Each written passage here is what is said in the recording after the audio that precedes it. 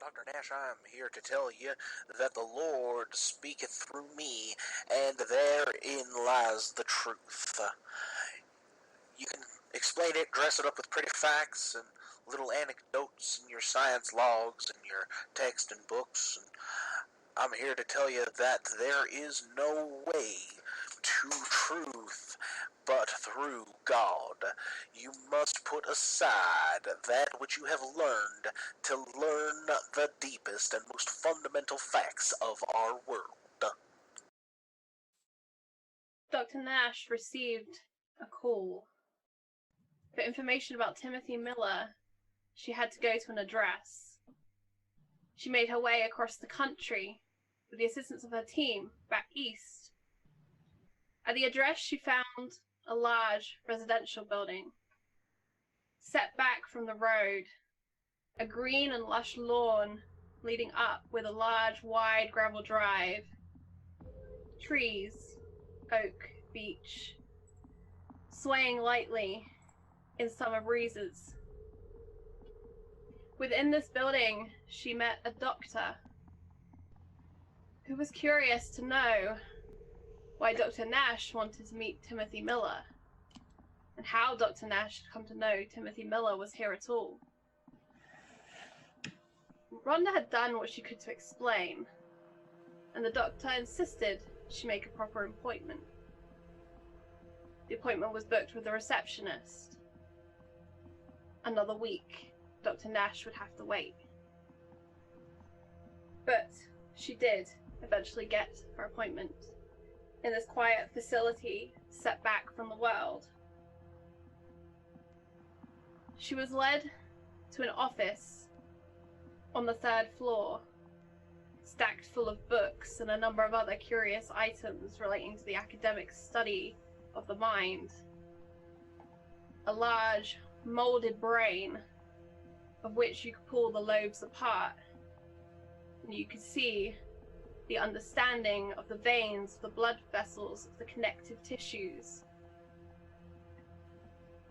The doctor had tried to deny Dr. Nash access to his patient, but Dr. Nash can be persuasive, and so she was led out of the 3rd floor office, back down a flight of stairs, into the quarters that lined a long, thin corridor. And in a small, humble bedroom, she found Timothy Miller. He was connected to a number of electrical equipment. And he turned, his eyes dark, sunk in, his skin pale, to look. Why, Dr. Nash, it's been a long time. I'm glad you got my message. Timothy, how did you find me? I saw it in a dream, Dr. Nash. Have you been here all these years? I've been looking for you, you know. I know. But it wasn't your time to find me. And it's real hard to get you clues sometimes. They don't let me use the telephone. Not after the incident. What incident? His eyes and focus drift towards the window. The light linen fabric of the curtains is fluttering in that same summer breeze that wound across the lawns to shake the trees. It don't matter much. It's not what's important, Dr. Nash. I got things to tell you. I got things you need to hear. Well, go on then. I think you'll better sit down. And he looks across to the simple wooden chair which sits just across from his bed. The doctor who's accompanied you has taken a number of statistics and readings, gives you a final look, dismissive almost, and leaves you, the door quietly clicking behind him. What is it you want to tell me, Timothy? What do I need to hear? I saw a friend of yours. She's a real nice lady, Dr. Nash. Well, who? What did she look like? She was wearing a dark outfit, and she had long dark hair, and she was real pretty, like something off a movie. And even though Timothy is much older now than you remember him physically, his mannerisms and speech are much like the young boy you'd originally met. She had bright blue eyes, bright like the sky today, and he points out the window. Timothy? Did Yes, she take your Doctor. picture? How do you know that? You read minds now, Dr. Nash? No, sir. I just figured. Do you know where I could find her? She showed me.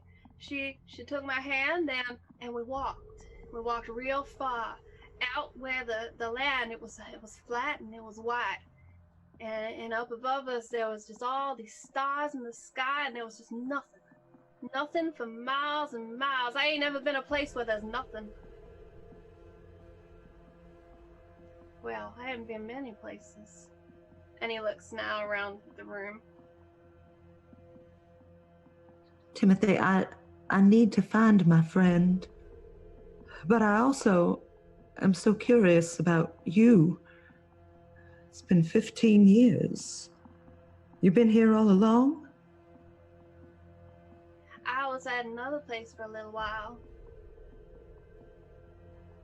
But then they brought me here. They couldn't get anything useful from my brain no more. Who are they, Timothy? Who brought you here?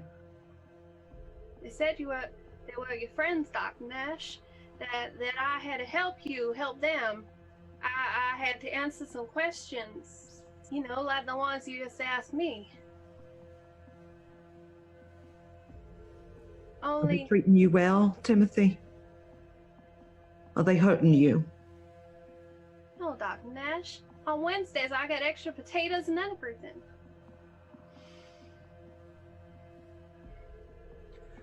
So, Dr. Nash needs to get to the bottom of this Betty situation. Is there anything that maybe she could discern? Anything that Timothy seems to be hiding, perhaps? Okay, so make a psychology roll for me. Yeah, make a psychology roll for me. Okay. Helps if I look at the screen. Sorry, that was a hard success. Perfect. Reading Timothy's expressions and general demeanor and looking at these instruments, you would understand that he is receiving, even now, chemicals into his bloodstream, which you can imagine are to control behavior or some sort of chemical imbalance. Looking around the room, there isn't very much in here, but there is a desk, and the drawer of it is slightly ajar. Occasionally, when he describes things and talks about things, his eyes will move to that drawer. But mostly, he focuses on you and being pleased to see you. He genuinely has things to tell you.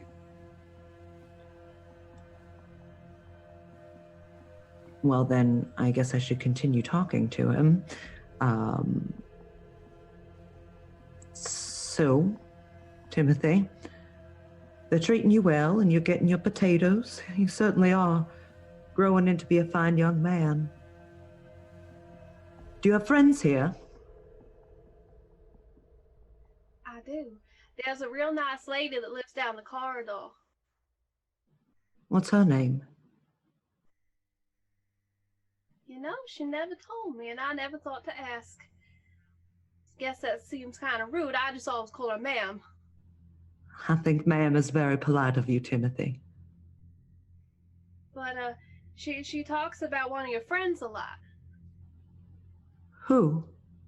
Which one of my friends? The one who knows the truth. Says he's got the truth in his brain.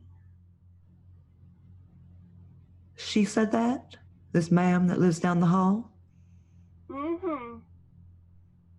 Says he's got the truth in his brain just like she's got it in hers. But he's got to understand it better. Only he ain't been around recently to explain it. To her? No. She's got to explain it to him. He's kind of stubborn, doesn't listen to her much, from what I understand. I see. Rhonda looks at the desk across the way that Timothy keeps looking at, and she asks him, "Is that your desk, Timothy? Are you keeping up on your schoolwork?" Oh, yes. I've been real busy learning math lately, but I kind of like to draw.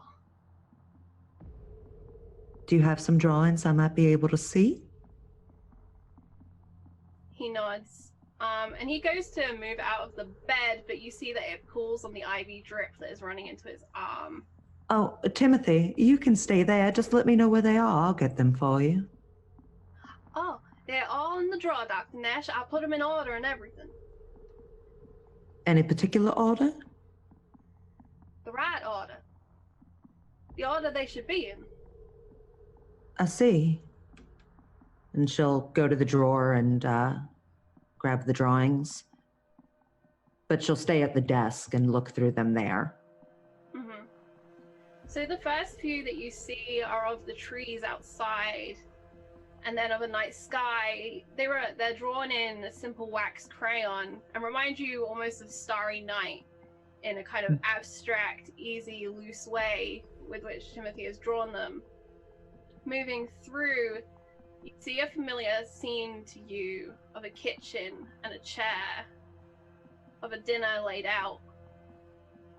And then you see an illustration of a plate dropped, dinner spread everywhere, just the peaks of the toes of a lady's shoe in it. Moving through, you see a deer staring out at you, its eyes dark, wide circles, way too large for a deer's head. It's spooky and unnerving. Continuing through, you see a girl with blue eyes, bright blue eyes. But unlike the figure he described, this one has blonde hair. And then there is another drawing, this one of a stormy sky, with a lightning bolt carved out in jagged yellow crayon down the middle. There are a number of other drawings that seem to be abstract and strange shapes.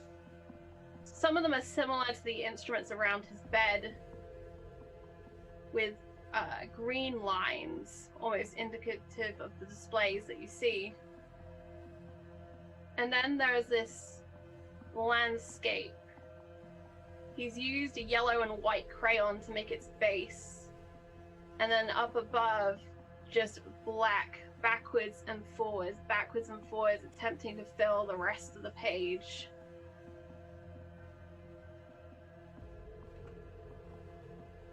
And that's the final drawing? And that is the final drawing in this collection.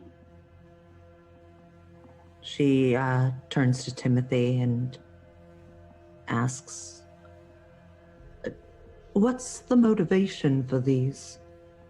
Where did you get these ideas to draw these? They're beautiful, by the way, Timothy."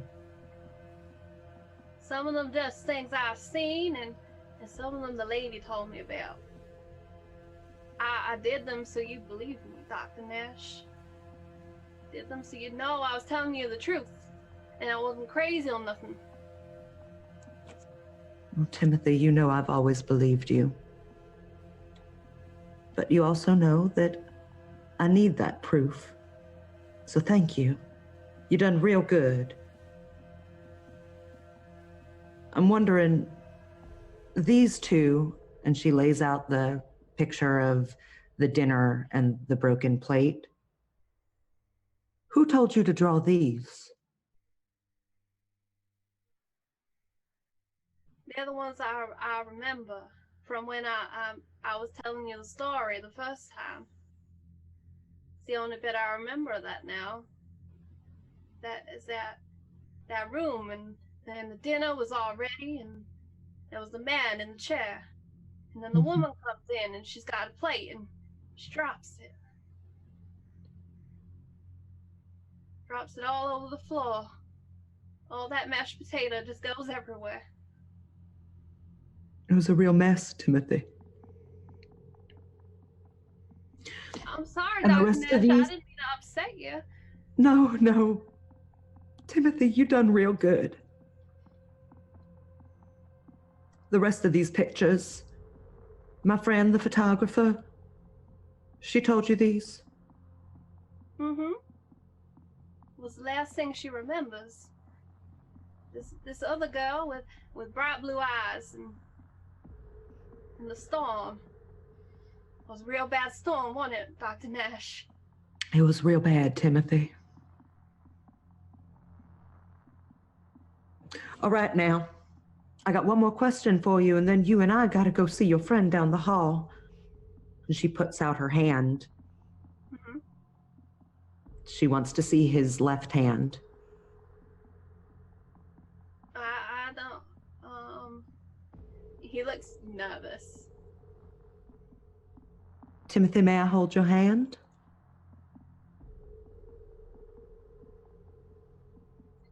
They told me not to touch no one. It's a rule. Not allowed to touch nobody. Well, we never played by the rules, now did we? That wasn't the Timothy I remember.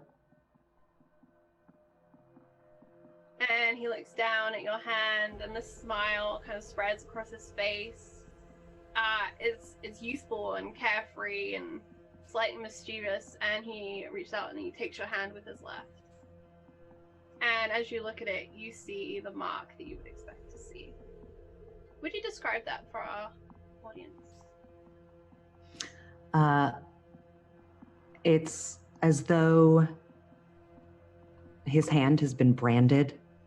It's a raised white, like it looks like something has been seared into his skin, and the pattern is of shapes, something that looks like hieroglyphs. And it's something that I saw first on Timothy, and then I've seen on a number of my patients since. And so I would like to know,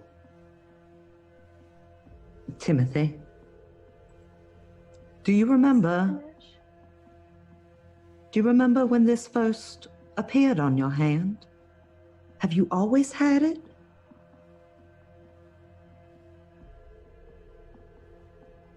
It's okay to tell me, Timothy. I'm your friend. I remember getting this when I think I was 5, 6 maybe, when I was at home, and I had a real weird dream one night, real bad nightmare, and the people were there. They were by my bed and looking down at me. Do you remember what these people looked like? They were tall, and it was real dark in my room. I didn't need no night light or nothing. They were even taller than Pa. They were real tall. Like, they reached up, they could just touch the ceiling, just like that. And That's he reaches mighty up, tall. he's got ivy, pulls it slightly again, and pulls it on back down. And they were looking down at me. And then they asked me if I could come with them, because they needed to do something. Only they didn't use no words, they just told me. After that, I started seeing the people. And seeing the things before they happened. And that was when I got this, because I went with them. Went with them to the dark place. So it's all right, Timothy. And she sets his hand back down and puts a hand on his shoulder. We done what we done. And here we are. Now you want to go introduce me to your friend? Yeah, she should be done with her nap about now. That sounds like it would be mighty fun, huh? And with that, we shift through time and space to a dark room with figures which stand over a bed and a sound, a confused sound.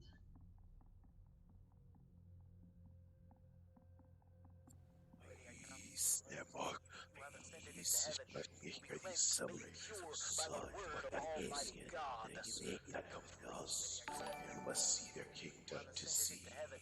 Go and see.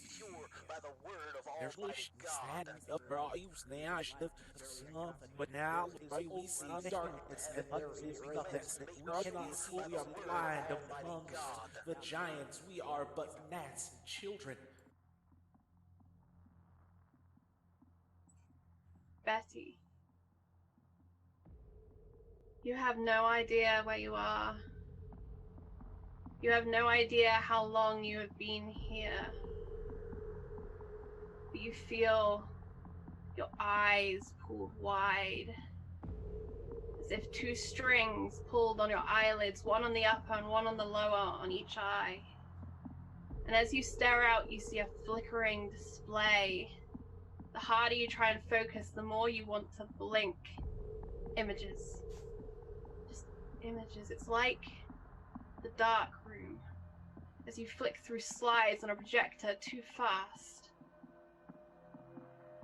Tell me about your dark room at home, Betty. The first dark room you ever had. Betty's first ever dark room was little more than the cupboard under the stairs.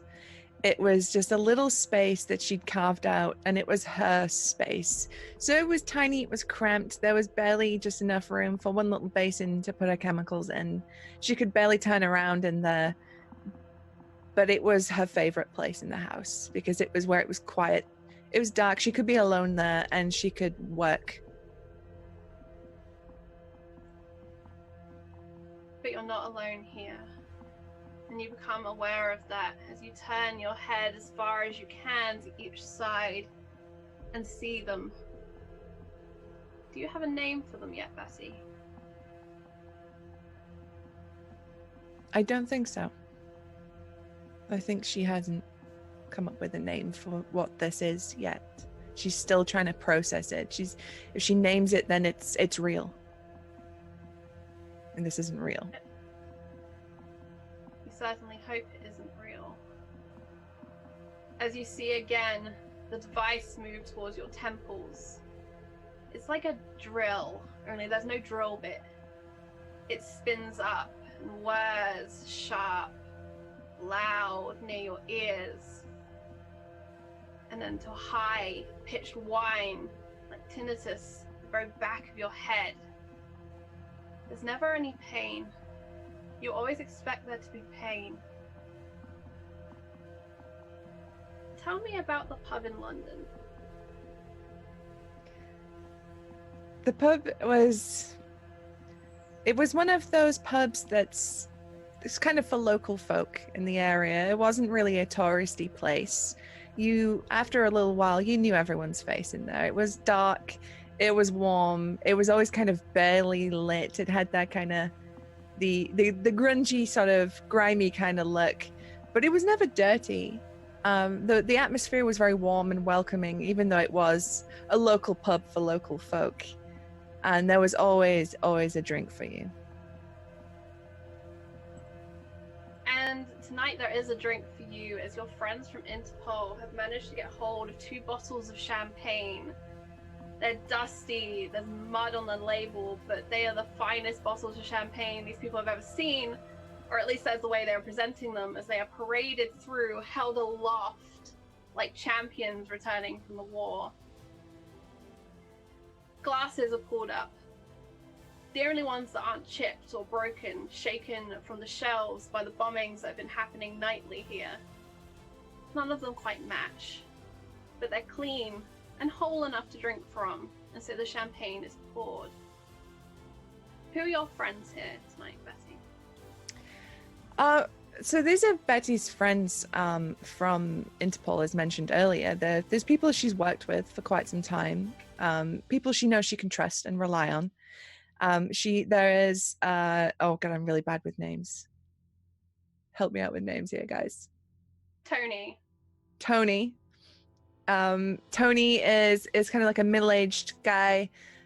He kind of looks like your typical portly Englishman, but there's his portly sort of, it's more of a ruse more than anything. She knows that he can definitely hop a fence if he needs to. He's a sprightly fella, and he's got a ruddy cheeks, but he's always got like a little glint in his eye. He's a troublemaker. Her other friend, Margaret, is quite a well-to-do woman. She's always impeccably dressed, but after a few drinks, she is worse than a sailor down at the docks. She has a mouth on her, and she's always a great time too. And they pull out a small record player. They have to remove the record that is currently loaded in it. It's the one that always skips.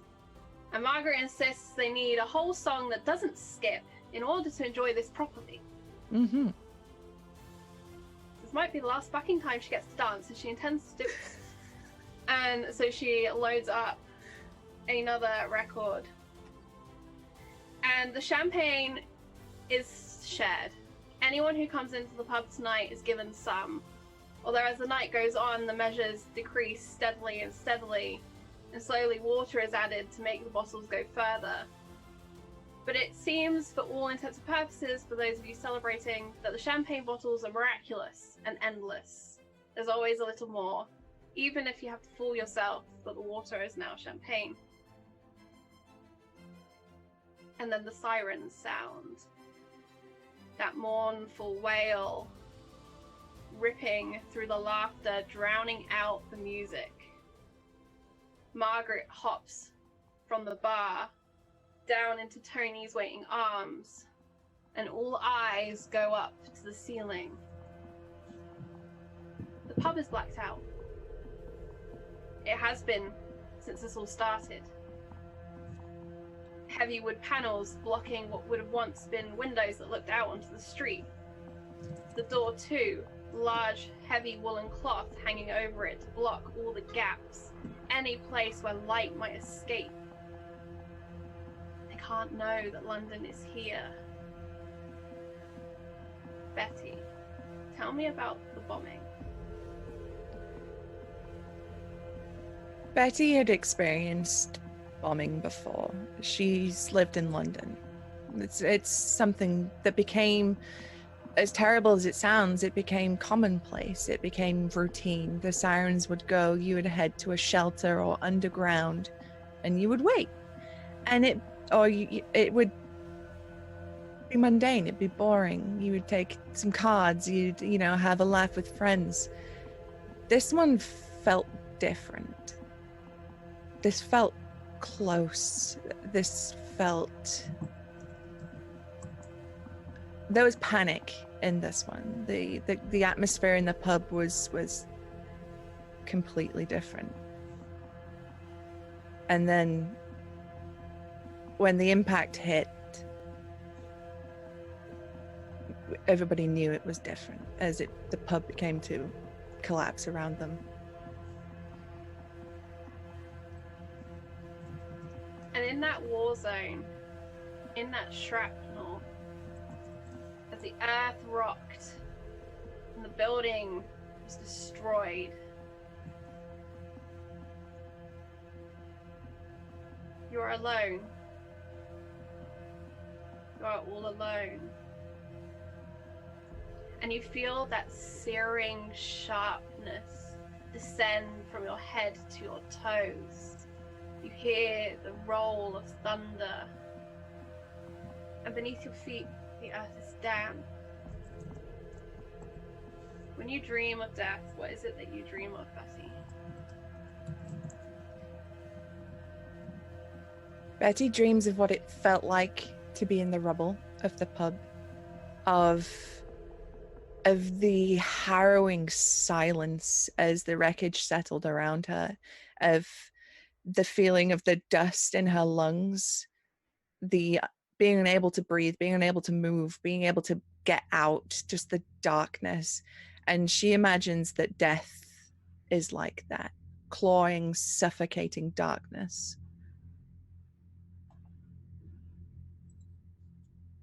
And now, back in that room, in that dark room, with the figures, with the flickering, with the whir, you see in front of you your necklace, your locket. Describe for us the locket. It's a simple silver oval locket. It's about that big. It has it's like a small etching on the front of flowers. And it's not tarnished. It's well looked after and well maintained. It's on a very simple silver chain. But inside there is a photograph of a young man. And you see this locket before you, spinning around and catching the light, the silver glinting. And the locket falls open, and you see his face staring back at you. Each revolution, much like that early animation of the horse running, to begin with it's juddery, it's an image, it's a static image, but slowly it turns into a movement. His face moves. What do you remember about him, Betty? Betty remembers his smile. That's the one thing that she remembers above all else. It could light up a room. It could, whenever she was feeling down, he always had a smile for her. And every time he would see her, he had that smile. So it was just warm. It felt like home.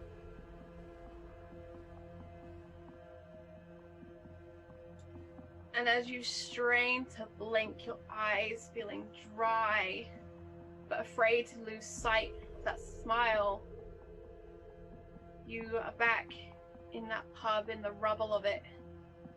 The heaviness across your body as you are pinned down by some part of the structure. The air is choking, full of ash and smoke. Small bits of it fluttering into your mouth as you try to breathe. The weight just bears down on you, crushing. And you look up, and through what should have been a ceiling is just sky. It should have been a night sky, but is in fact the Vienna sky at dawn, as the sun rose in the wrong place. As it drifted across the sky to its full height. You'd search for your camera. You had to take a picture. You had to prove what you had seen. And so you had. And so you had included this picture with a letter to your team. The letter that everyone in the team would write. Your will, your wishes, your private goodbye. And you blink for the first time in the longest time. The room is dark and quiet and still. No more flickering, no more whirring of machinery, no more friendly figures. And the display in front of you turns on, and you see Dr. Nash. She speaks with a young boy. She has your locket around her neck. She doesn't want to lose it. You see another room. This room is dark and lonely. Its walls are heavy concrete. On it is a low bench on which lies your friend, Maggie. Maggie mutters to herself. Maggie is dreaming about something. Maggie is so far away from you. She's hurt. hurt real bad. Betty, what would you like to do to get to Maggie? If you could do anything. So as soon as she sees Maggie in the state she's in, and even when she starts seeing Rhonda, she's screaming out, she's calling their names, just trying against all odds to get to them. And she tries to lift her body from this bed. She is pulling and pulling. She's putting everything she has into getting out and towards her friends. Okay, I would like you to make a power roll for me, please. Oh boy. Power. Where are you at on this sheet? Green button. Oh, extreme success. And the entire world shifts around you as if someone has pressed fast forward, increased everything around you in speed and tempo by hundreds, thousands of times. And there you stand in this small room with Maggie. Maggie, you are dreaming. You're dreaming of a train station, of a red light, a warning light. You're dreaming of a man as he tumbles down into the dark, the cracking of bones.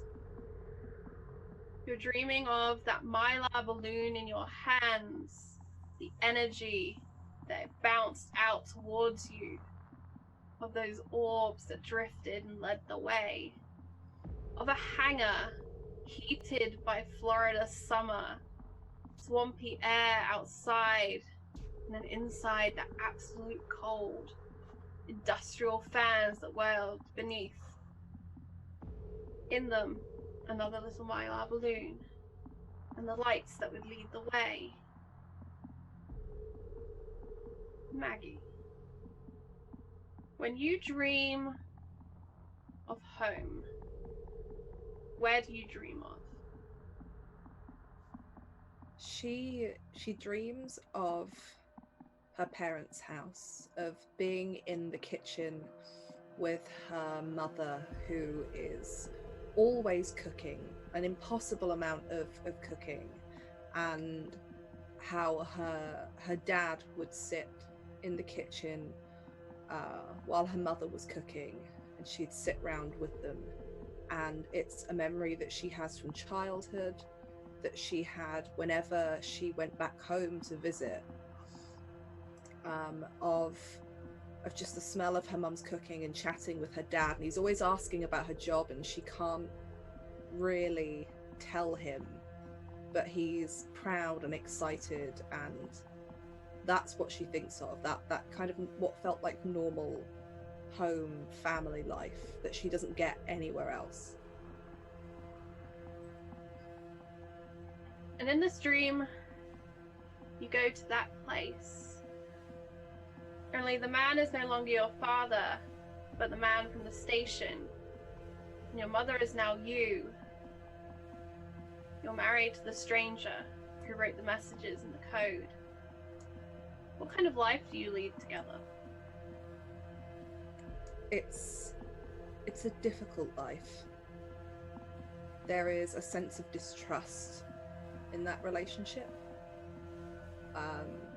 He won't tell her things and she can't tell him things, and there's a sense that there's always something wrong, even if she can't pinpoint what it is. It's kind of that state of, I guess especially when you're dreaming, that knowing that something around you isn't quite right, but never really knowing what it is.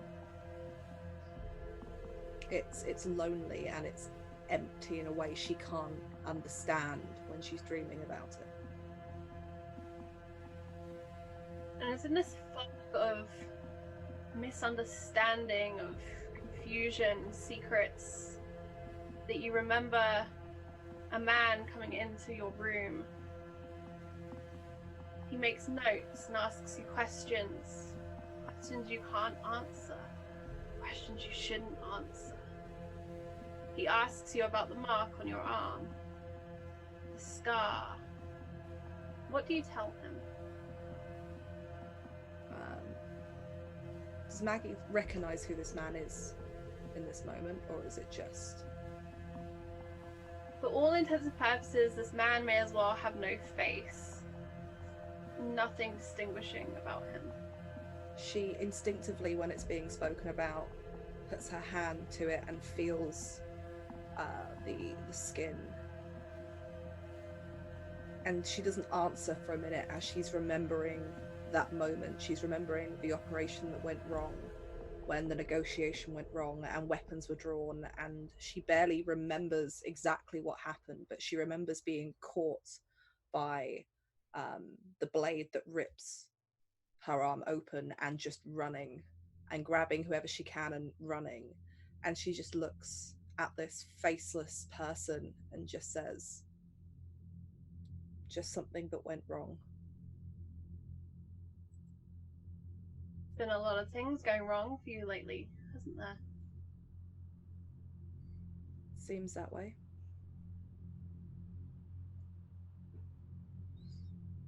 Have you been hearing strange things, Maggie?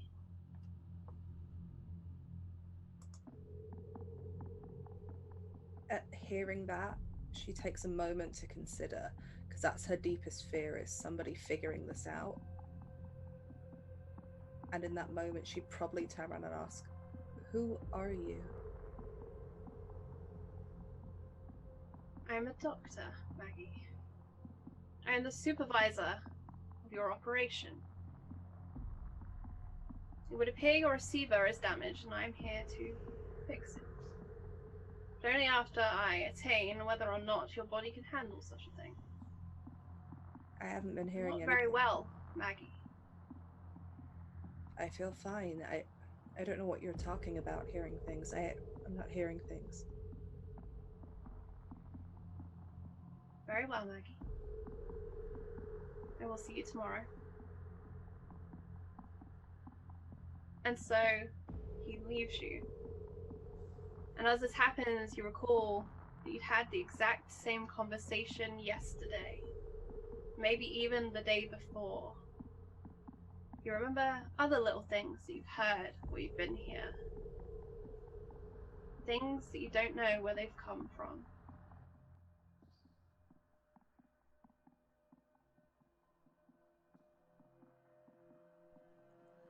Dear Sister Maggie, I come bring you words of comfort from the Lord, from the Gospel of St. John, chapter 15, verse 16.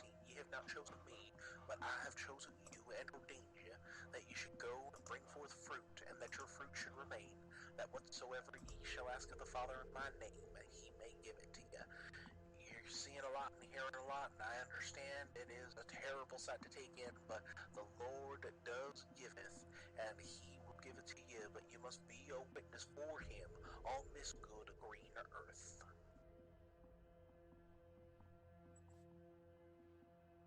And then Betty's in the room. You don't remember her opening the door. You don't remember her arriving or appearing. She's just there. What do you say, Betty? What do you do? She just says, "Maggie?" and she'll walk over and try to take her hands. Maggie doesn't move. She just sits there. She's probably still got her hand over the scar on her forearm and just looks at her and says, "Are you real?" I was just about to ask you the same thing. You were gone. I don't know what happened or where I was, but Where are we now? How did I get here? I don't even know how I got here. I'm not sure if today is today or if today is yesterday, or... I thought you were gone, Maggie. And at this point she will reach out and go to take your hand to see if you're really there. And as you do, your hand goes straight through what should be solid flesh and bone. Although she doesn't become transparent, she just isn't solid, just isn't quite there. What's in the room with Maggie right now? Is she on like a bed or like at a You're chair? on a low, simple bunk with one of those kind of simple foam type mattresses. The walls around you are concrete, and the door itself is heavy. There is little other furniture in here, save for a toilet in one corner. It's like a prison cell. Maggie backs up on the bed until she can feel the wall behind her. So, am I losing my mind? You're not real. I can't touch you. What do you mean I'm not real? Of course I'm real. Maggie, it's me. This is all in my head. Are you in my head? No. I finally lost my mind. I've actually lost my mind. Maggie, please, I don't know where I am. I don't know what they're doing to me.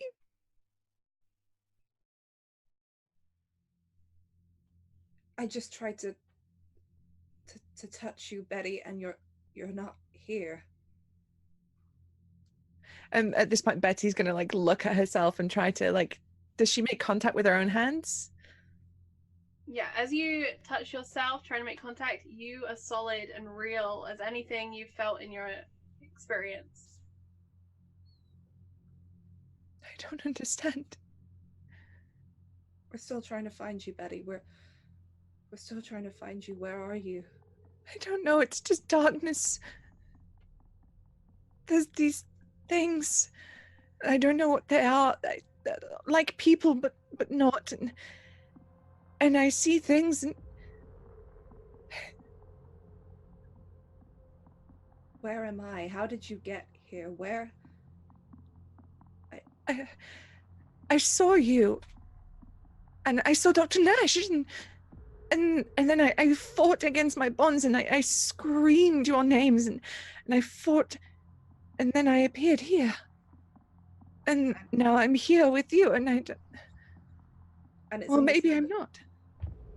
It's in this moment that Maggie realizes she has no idea where the others are. Because she has no idea how she got here. She's like, but I was with the captain, and I was with Harvey, and I was with Chris. Where are the others? Is Ron okay? As you question this, Maggie, I would like you to make an intelligence roll.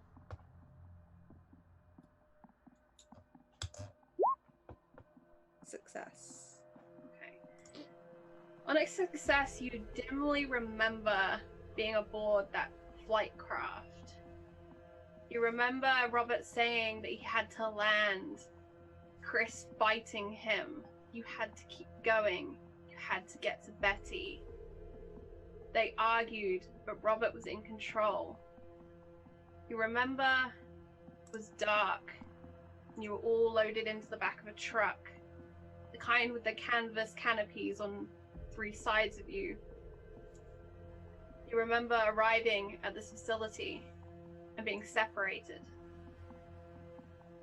That is all the detail you can remember. You can't even remember the outside of this facility. You just remember the sense of arriving and being pulled apart.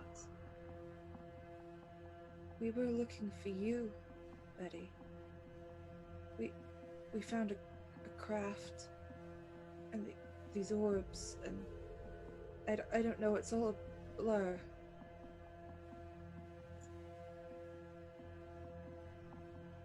I don't know where I am. We got picked up, and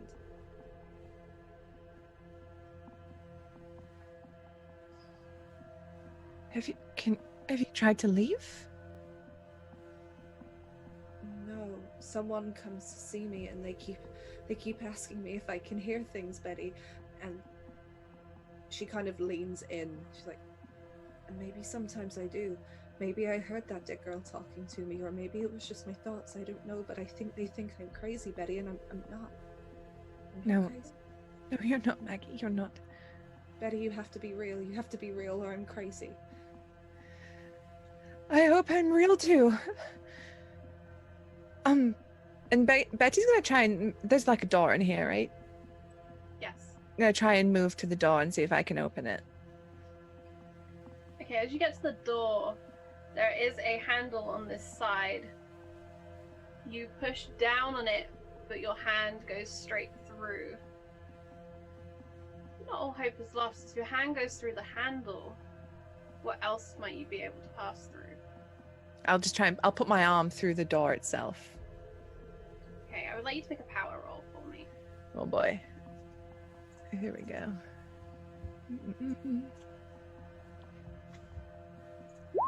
Success. Your arm pushes through. It's not a physical resistance you feel, it's more like a buzz of electricity. It's more like lightning. But it's through. Just gonna turn to Maggie and say, Maggie, I can move through this. Can you see where I am? I can try. The other side of the door? I can try. Stay put. I'll be back, I hope. And I'm gonna head out and try to discover where we are. Okay, one more power check for me, please. Watching this, Maggie will like slowly get up from the bed and walk towards the door, watching as this happened. And if Betty goes through it, Maggie will try the handle to see if the door is real. Maggie, I need you to make a strength check, please. No. Okay, you go to get to your feet and your legs wobble and crash out from under you, almost like when your feet and your legs go dead and you go to put weight on it and there's just nothing there. You tumble down and your knees collide hard with the concrete. Betty, you push away all the way through the door, but you don't stop. Just keep moving. And again, the world is shifting in that 100, 200 times speed, and you're outside, gone too far. All around you is glittering sand, sparkles in the sunlight. Above you, a bright blue sky. You see here and there tiny, scruffy-looking weeds of plant life, dry husks, really. But there's little else here as you look, and in 3 directions, this just extends endlessly.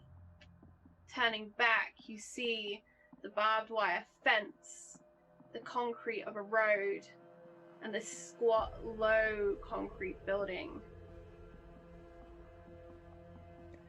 Do I recognize this place? This is not anything you would have seen before, anywhere you would have been before. You could recognize this as a testing facility. You've been to facilities for bomb testing. This is what this reminds you of. It's heavy, industrial, and built to withstand. But this specific facility is unfamiliar to you. Okay. Are there any other people around, like any guards or soldiers or anything like that? As you look around, the place seems devoid. You'd expect there to be a guard on the gate. You'd expect there to be at least a guard station. But there's nothing save for this simple concrete building.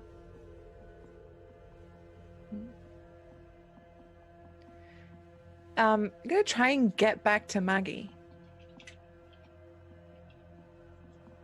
Hey, you turn and you focus and you ride that wave of power that you had before, and you are back in Maggie's cell. Maggie? Betty, where am I? What's outside of that door? We're apparently in some sort of testing facility in the middle of nowhere. This is desert. And the others? Did you see the others? I didn't see anyone. Are we alone here? I don't know. Well, no, you said there was somebody that came in and asked you questions, right? I don't know who it is. I don't know who they are. I don't know if it's the same person. And Matt, you can see she's really trying to remember, and she just can't.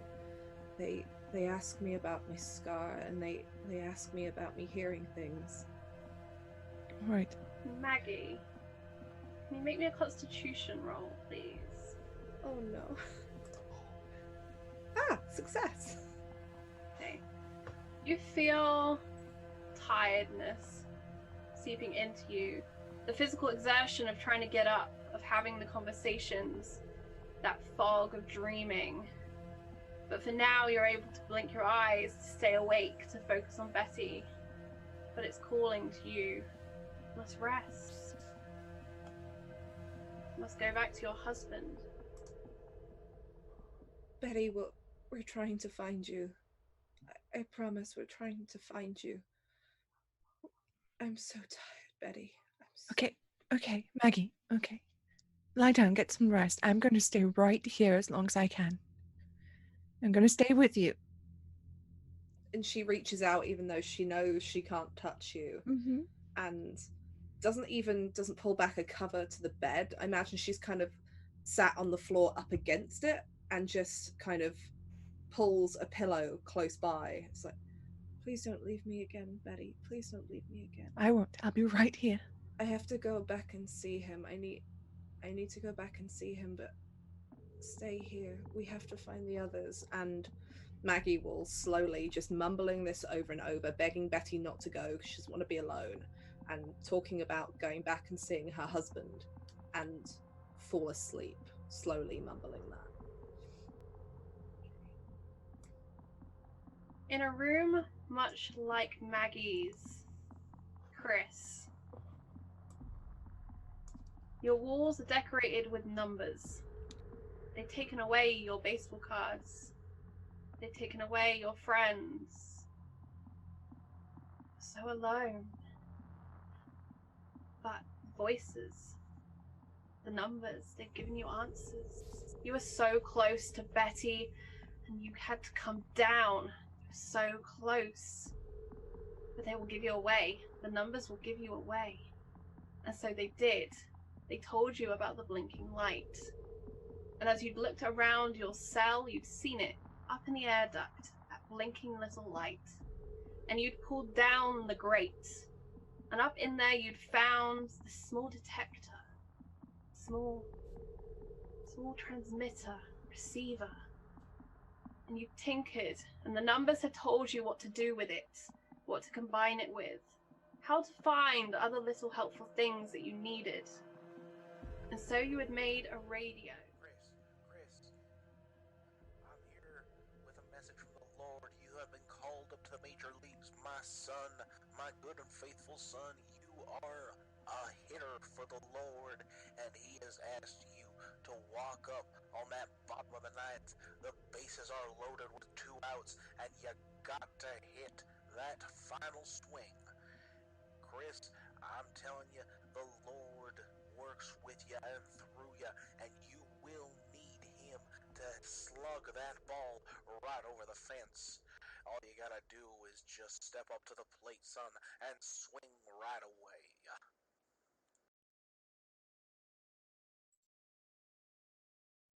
And then there's a sharp wail from your receiver, and a buzz of static, and quiet.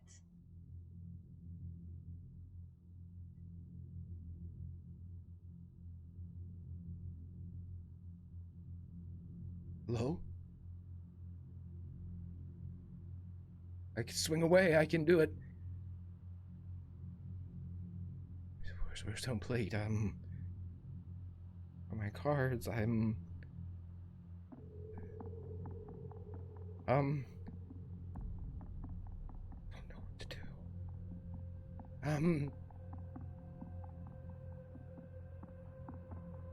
Hello? Hello? I need a coach. I need a sign. Swing away, bunt. Where's my team? Where's my team? Not a player without a team.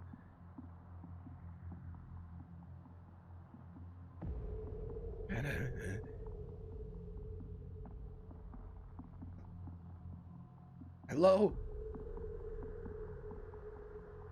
You hear a knock on your door and the sound of the hatch opening. 9 a.m., breakfast time. And the tray is pushed in.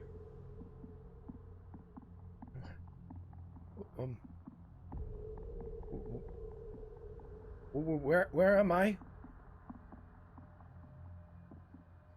Same place you were yesterday, Mr. Brubaker.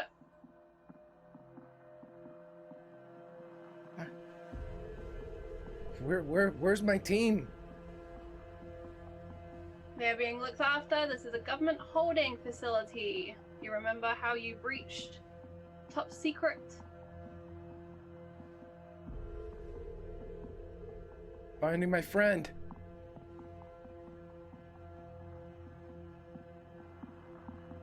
My friend was struck by lightning.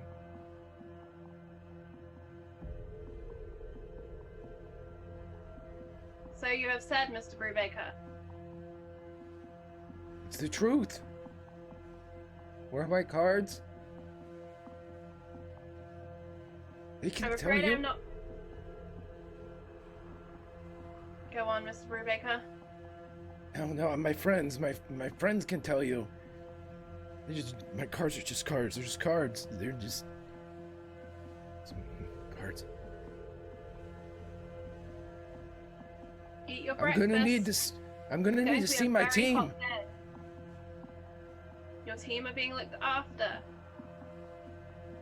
That's not good enough. And so the hatch is closed, and you hear the steps walking away. You hear him whistle. He always whistles. And it's taken me out to the ball game, and he does it just to annoy you, and you know this. Because it's 1, 2, 3 strikes, you're out at the old ball game.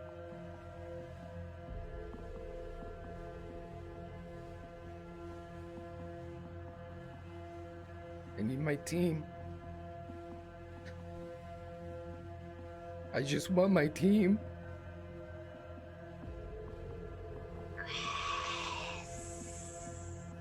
There's this strange hiss from your little radio transmitter.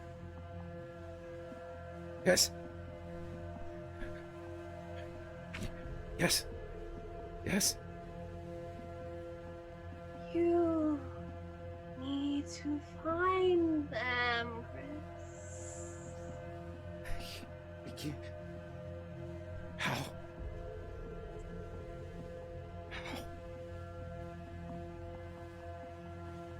You can't be trapped beneath the stone.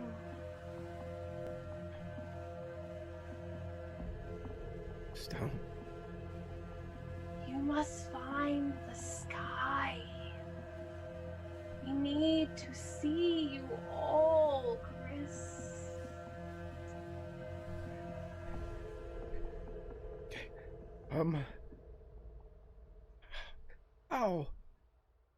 How do I get out of here?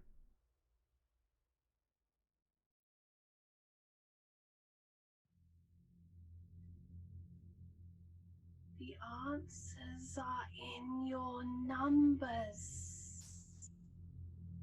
Seek the truth, Chris. I am. Cards. I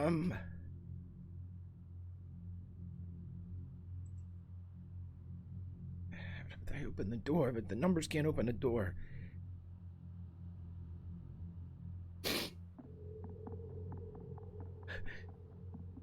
Numbers can't open the door.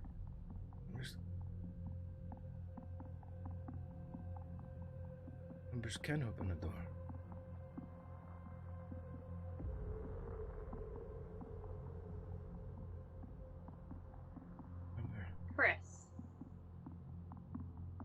How do you get the numbers to open the door?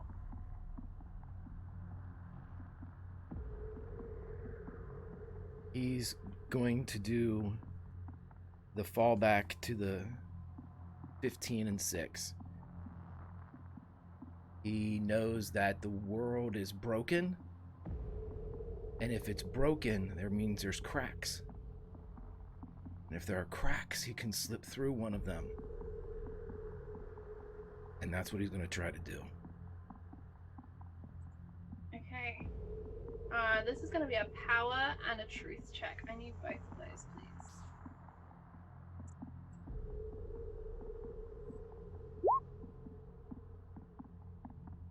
please. Success on power. Truth's going to be a different story. I will spend the 4 luck. Okay. You knew it was 9 a.m. when breakfast was brought. You know it is 12 in the afternoon when lunch arrives. Just have to wait. Just have to wait for the right time. And then they made a mistake. They've done their rounds at 6 minutes past 3 in the afternoon. They like to tease you. They like to make jokes. They'd opened the door to see you. And in a surge of power, you are free from this room. How did your power manifest, Chris? As a door opens for you the way the numbers tell you it will. It seems like a normal door to Chris. But as he approaches it, he knows that time is of the essence. And so when he runs not like someone that is trying to evade or escape. He runs like somebody that needs to get to a specific point before someone or something else does. And as he leaves first base, he runs through the door and slides across the threshold, left knee tucked beneath him, as he tries to reach second before the crack closes. And you do. And they miss it. Somehow they miss it. They don't see you. Somehow you make it past them. Only it's not somehow to you. You timed it. You've done the maths. Thought it through.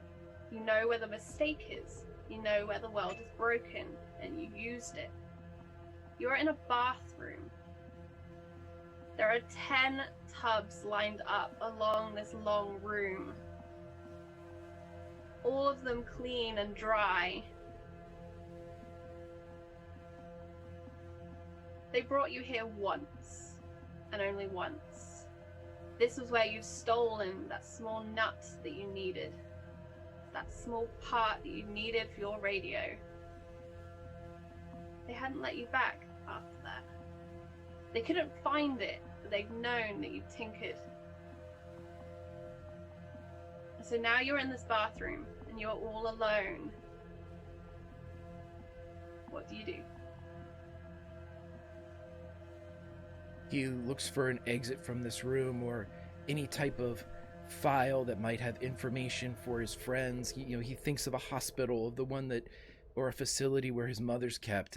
They have charts everywhere, and they give the names of the patients and the room numbers and their current condition. He looks for anything like that, a lead, something beyond the numbers at this point, because his friends are not numbers. His friends on the cards are numbers, but his real friends are... The cards are just real... His flesh and blood friends are not numbers, so he looks for a trail outside. Something... Okay, so let's go with a spot hidden or something investigatory. If you have something else you can tell me on. A success on spot hidden, and if there's anything in the room that would give him a pattern, I could do cryptology too, if there's some type of carryover. Roll me a cryptology as well. That's success too. Okay. So you do find hanging on the back of the bathroom door a clipboard which appears to have a rotor on it. Takes you a little while, but based on the routines that you know, based on the names you're looking for, you are able to find that Maggie is on this rotor. And you are able to find her room number. Okay. Is there a... This is Chris. Chris is not CIA or ex-military beyond being a code breaker. So what he has learned from a lot of this stuff is what he believes that Maggie and Robert have done in the past. So he looks around to see if there's like a lab coat or a uniform that he could put on that would make him look like someone that's supposed to be here. It's idiot. That's Chris's thinking right now, to see if he can try to figure out a way to get to Maggie. Okay, so this is gonna be a luck check. Oh, I used to be so much higher. I'm going to spend 6 luck. No, I'm just kidding. Spend 6 luck to get 6 luck. Right. Okay, so you look around. The best thing you can find is there's one of those laundry bins, the huge ones that you can fit like 3 people in. And it's got damp towels in it. There's no outfit in here, no uniform, but there's this hamper of damp towels.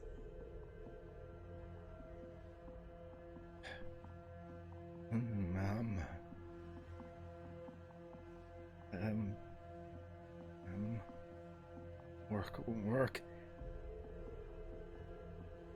He takes one, because he can't think of why he shouldn't.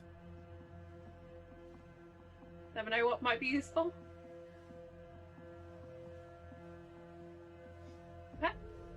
He is going to move towards the door, and if it's open, he is going to just slow it just a needle, just a crack, like the one that he slid through to get out of his room, but this time physically, to see if there's anyone in the hall beyond. Looking out, you see no sign of anyone in the hallway beyond in either direction.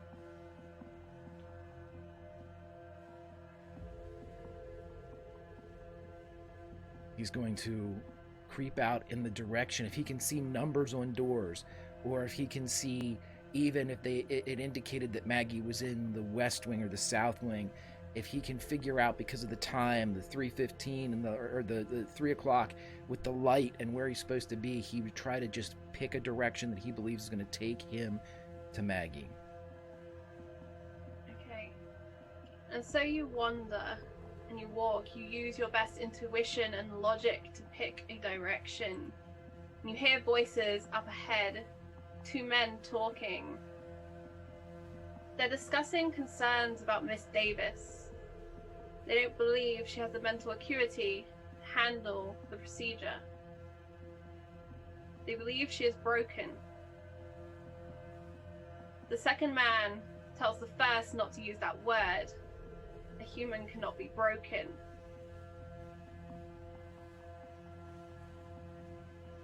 What Let's do you put do? that to the test. And that's in the direction that he needs to go, right? Correct.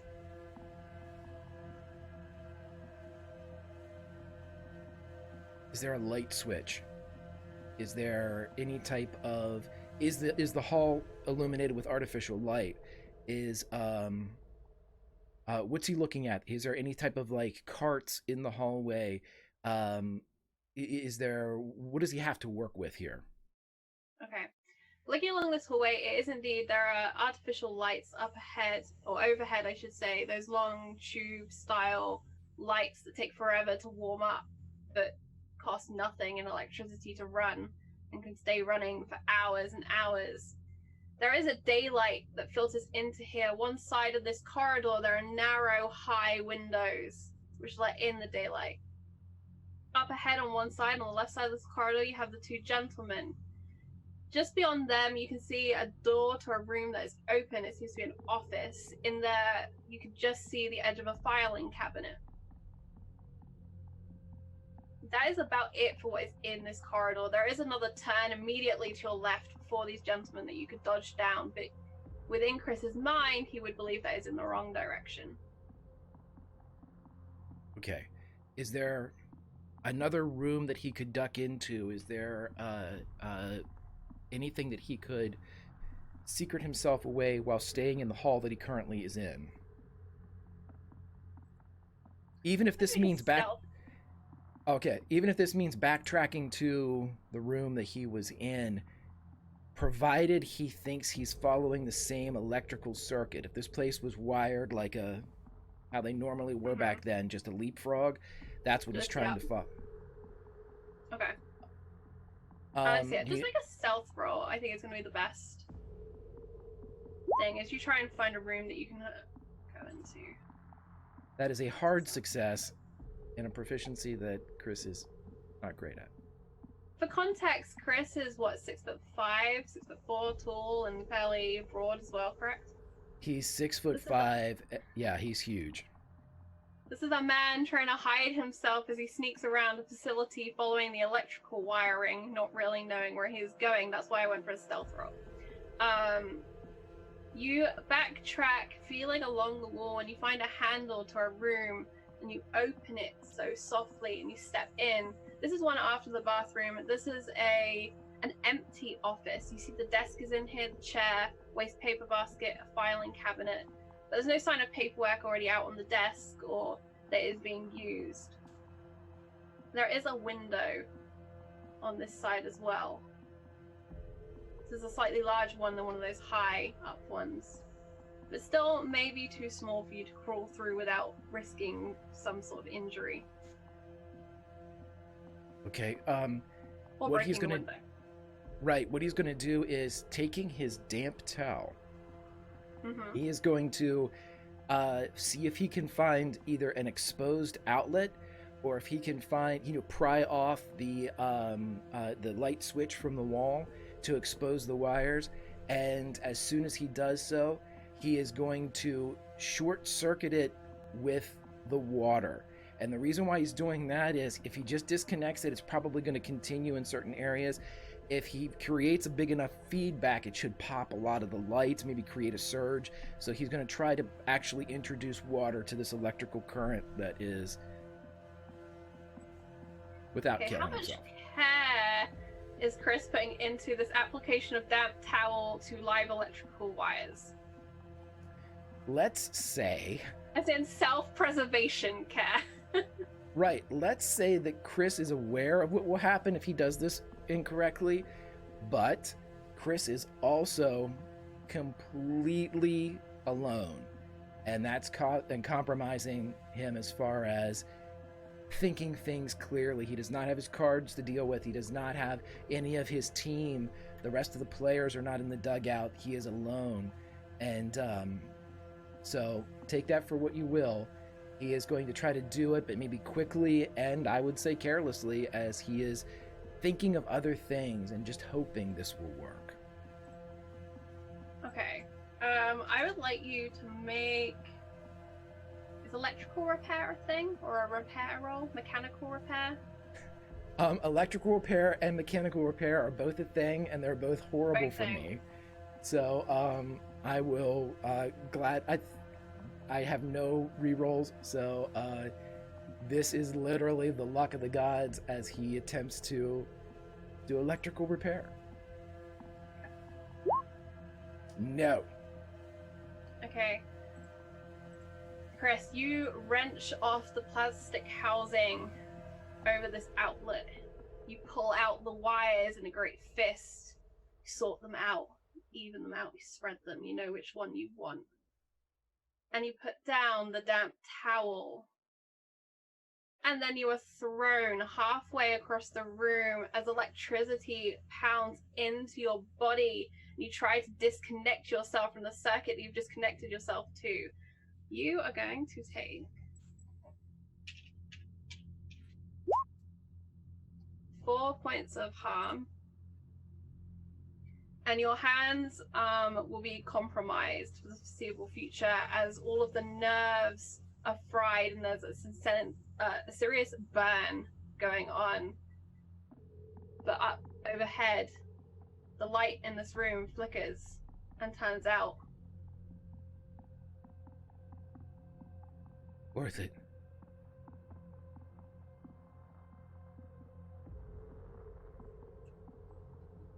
In another room,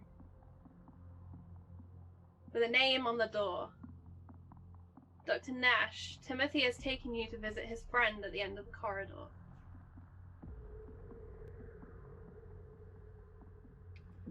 You said the name is on the door? Correct. What's the name on the you door? see is Mrs. Brubaker. I don't have her initial in front of me. I apologize. Okay. So Dr. Nash knocks gently on the door.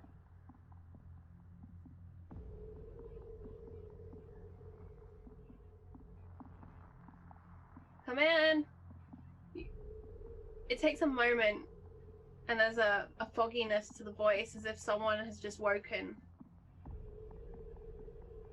And she opens the door and enters. I assume Timothy is close behind her. Mrs. Timothy Brubaker, hovers in is the it? doorway. Sorry? Timothy's hovering in the doorway. He doesn't want to cross the threshold. Behind me? Mm-hmm.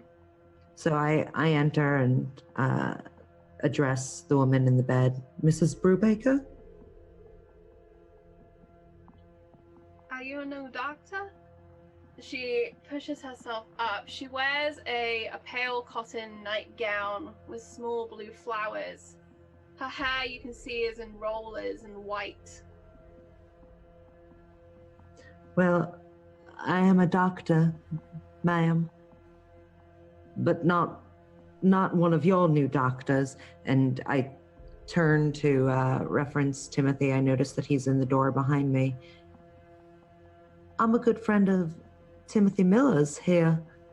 I understand he's a friend of yours. And I extend my arm to kind of welcome Timothy into the room, if he'll come in. That's right, ma'am. She's the best doctor I know. Always was a very nice lady. Even if I wasn't always very nice to her. He kind of backs you up. You see him kind of shy away from your hand, but then kind of move back towards you. That rule of physical contact clearly still very present for him. The lady in the bed frowns and looks between you both. Confusion is very easy to read. And then she looks around the room. This isn't my home. Who are you? Mrs. Brubaker? I'm Dr. Rhonda Nash.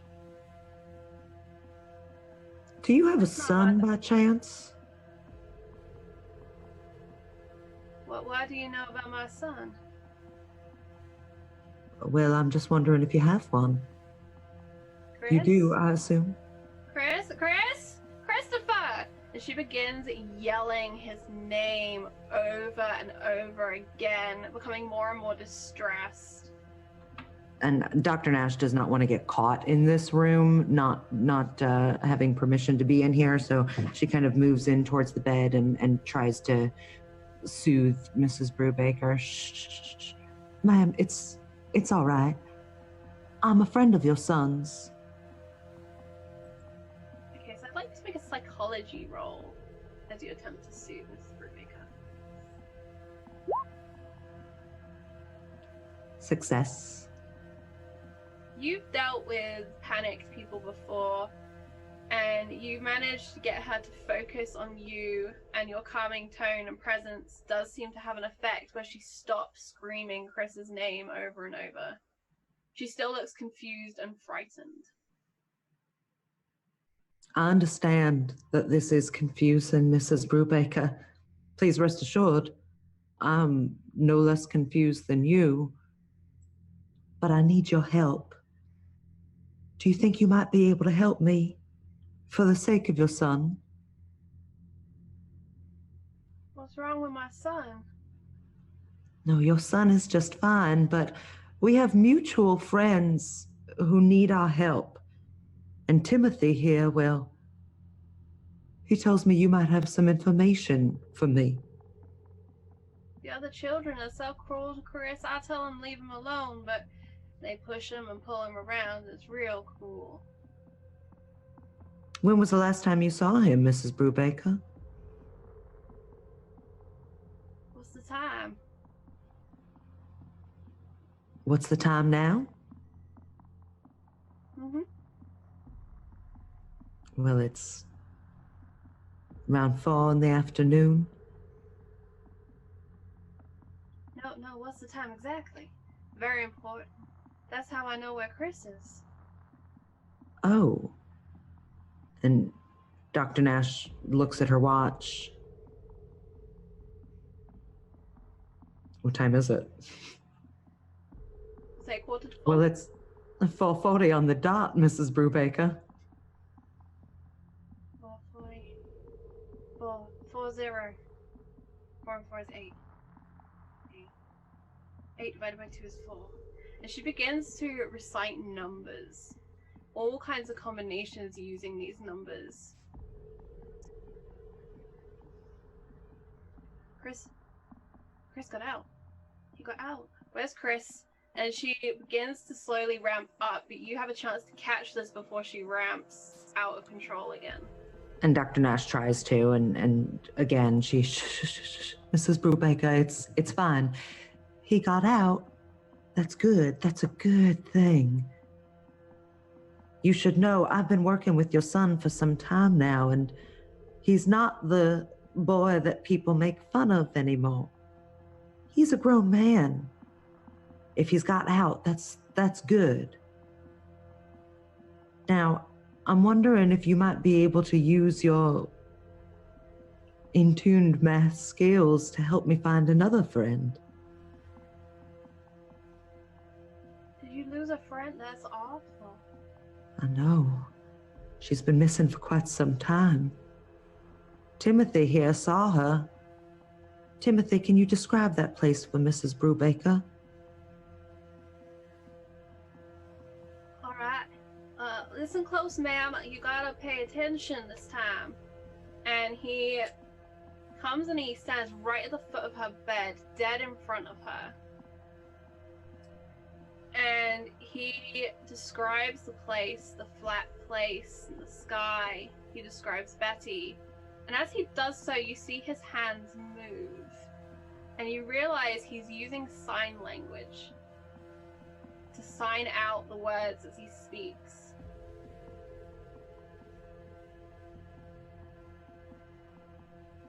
Do I notice if that's having any sort of effect on Mrs. Brubaker? Does she understand what he's doing? You notice that she watches him, and the confusion fades and intense concentration is on her. She's watching his hands and not his face.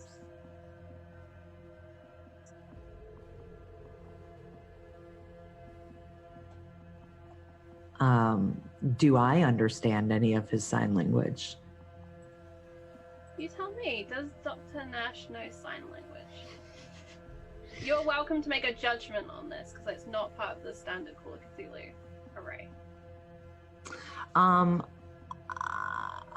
mean, Dr. Nash has a good deal of medical experience, so I think it stands to reason that she's been around patients or doctors that have used sign language, so perhaps she's picked up, I wouldn't say she's fluent, but perhaps she's picked up some signs. Why don't you make an education roll for me?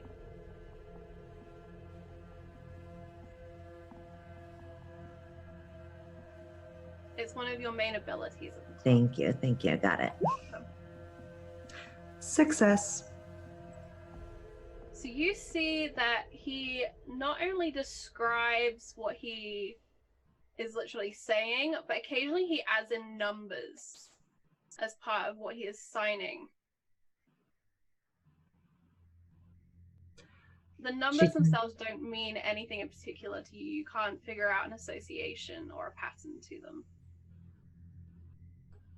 So she asks Timothy, I understand that you're signing for Mrs. Brubaker. I didn't realize you picked up that skill. Why the numbers, though? And his hands drop down, and you see his thumb pushing over that brand on his hand.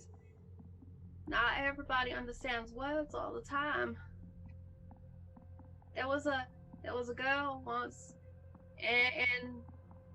and she didn't hear too good, and I watched the doctors, and they would tell her things using their hands, and I figured it out eventually. Took me a while. That's good, Timothy. You always been a real smart boy. And Mam real likes numbers. They help her concentrate. I guess I maybe should have mentioned that when I took you in here to see her. Well, that's all right. We're all learning together. Mrs. Brubaker, did Timothy's description help you at all? She looks from the hands. She's watching him massage that brand, and then up to you. He's nearly there. He's nearly there. Who is, ma'am? All alone, though. Chris, he's all alone. It's The all kids right. were mean, but he hated being on his own. He's a part of a good team now. We're just apart right now, but we'll all be back together soon. Don't you worry. Mrs. Dr. Brubaker, do you know Nash? where he is? Dr. Nash. Timothy tries to get your attention. Yeah, but she's still trying to get information from Mrs. Brubaker. Hold on just one moment, Timothy. Mrs. Brubaker, can you tell where Chris is? Do you know where my friend Betty is? They're gonna be together soon. He's just gotta be a smart boy. Just gotta be a smart boy. All right, then. Timothy, what? I'm sorry. What is it? I saw a man. Dr. Nash, I saw a man. A man? Where? He wore a suit. He's in an office. He wears a suit. He looks real serious all the time. All right. And his phone rings. His phone's gonna ring. And he's calling. They're calling him. Dr. Nash, you gotta go. Do you know Adam Flint? Adam Flint's gonna stop you. You gotta go. All right. Go now. But Timothy, I still have so much that I need to know. Where you've been, what they've been doing to you. How did you know about everything? I told you, Dr. Nash, she came to see me. She was looking for you, looking for her locket. All Don't right. lose the locket, Dr. Nash. She needs it. And she grips the locket around her neck. All right then, Timothy. Let's get you back to your room. Mrs. Brubaker in the bed begins to recite a series of numbers. And the numbers, you count them up. And I'm going to need you to make an education check for me.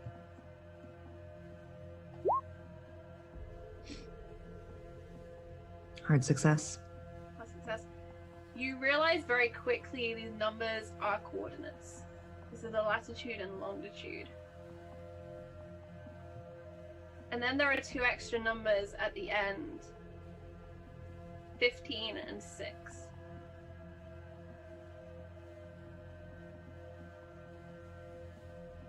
And you have no idea how they could be part of a longitude or latitude. It's the only thing that makes you question this theory. But you're fairly sure this is an address, almost. And she tells you that's where Chris is. And then she asks you, are you a new doctor? Is it time for my medication again? No, Mrs. Brubaker. You rest now. Your doctor will be with you shortly. That's good. Timothy, when did you arrive? I've been here a little while, ma'am. We've been having a nice conversation. Oh, that's nice. Dr. Nash asks, Timothy, would you like to stay with Mrs. Brubaker for a while longer? I think I should, Dr. Nash. It's the afternoon. We always like to talk in the afternoon. Well, y'all enjoy your sit. It's been real good seeing you. You take the pictures, Dr. Nash. I drew them for you. I will. I will, Timothy. Thank you. You take care of yourself, and if you need anything, well, it seems you know how to find me. Good boy. And Dr. Nash leaves the two of them sitting in Mrs. Brubaker's room. Okay. Where do you go from here, Dr. Nash? You have a latitude and a longitude. There, to the latitude and longitude. Okay. Would you take the quickest route or the easiest route? The quickest or the easiest? Mm-hmm. Let's take the quickest route. Okay, the quickest route finds you at a nearby Air Force base where you convince them that you need a plane and you need it to drive to this place. I would like you to make a persuasion roll. You do have credentials, and your position in the Skychasers does mean that you can do such things, but you do need to convince them. I'm not very convincing. Okay. Do you have 23 luck that you would like to spend, or would you like to push the roll? Would you remind me what it means to push the roll? Okay, so to push the roll, you get to roll it again. It makes it one step harder to succeed. I.e., if you were aiming for a success before, you're now looking for a hard success. If you fail, something happens. Let's push it. All right. It sounds like fun.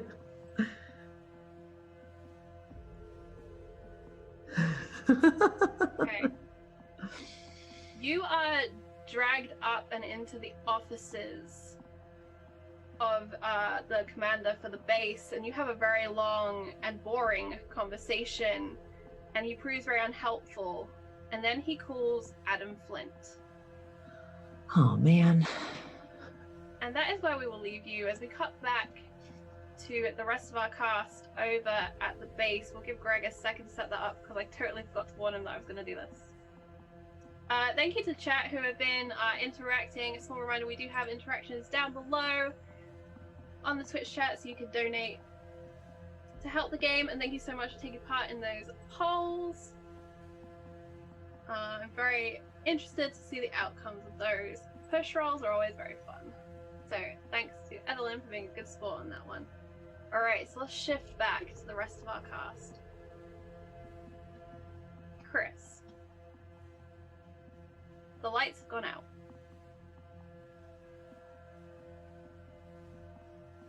What do you do?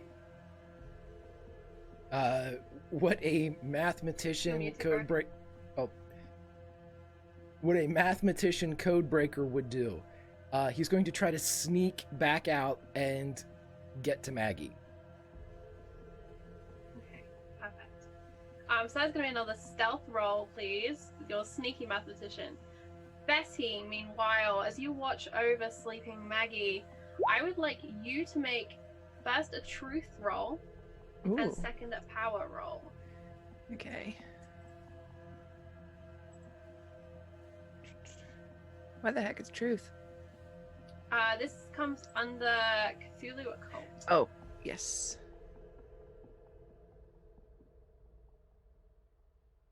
Okay. Cthulhu Mythos? Yes, that one. Nope. Womp womp. Okay. Hang on. Roll. It wouldn't make a difference, but roll 2d6, and that is your current mythos. Oh, okay. Oh, yeah. 3. Alright. Alright. Perfect. You feel a pull, and you find yourself back in the dark with your eyes braced open. The flickering is back. The drill sound is back. Those looming shapes in the dark are back. And Maggie is gone. I think she just very weakly just cries out in sadness, frustration, anger. Okay, make an intimidation roll for me. Okay. Nope. Okay, as you scream out, you feel a dry crack, and the scream becomes just hoarse, and then just no sound as you release this frustration. Chris, for the briefest of moments, the lights flicker overhead, and it distracts you, and you walk headlong into a nurse. I was gonna spend 3 points of luck to make that a success. That's why I was doing this. Okay. I'm sorry, I missed that. Okay, so you spend the luck. So the lights overhead flicker, and as they do, you look down and you see this nurse coming up the corridor towards you. What do you do to avoid this lady? Or do you just walk past her?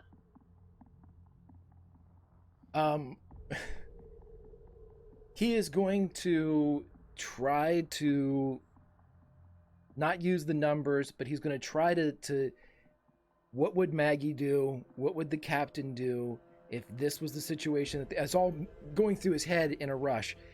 And he takes the towel and hides his burned hand, puts it into his jacket, and for the first time maybe ever, straightens his tie quickly as he pulls himself up to his full height and strides in almost military fashion, and he is going to shoulder check this nurse, and he is going to say, "Watch where you're going," in a voice that is not his.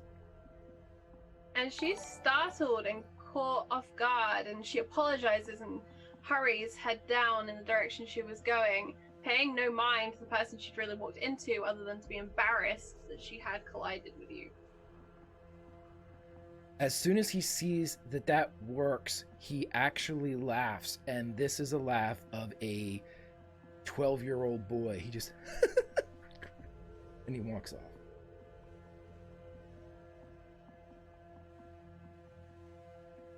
Maggie, you hear Betty scream of frustration and pain.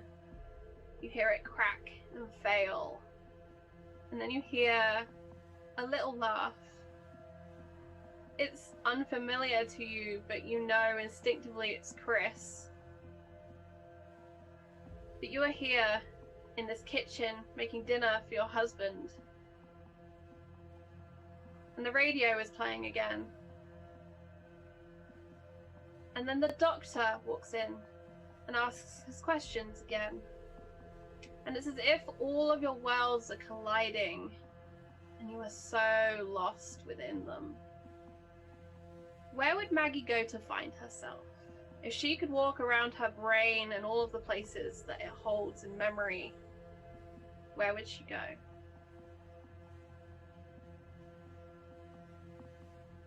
You're muted, Virginia. Every time. She walks out of the kitchen, ignoring the husband that she's not entirely sure should be there, and pushing past this doctor who's asking her questions. And she's back in the CIA office. She's back in her office. And it's a point in her life where she was very happy with what she did when she was still going out on operations before she was mysteriously let go.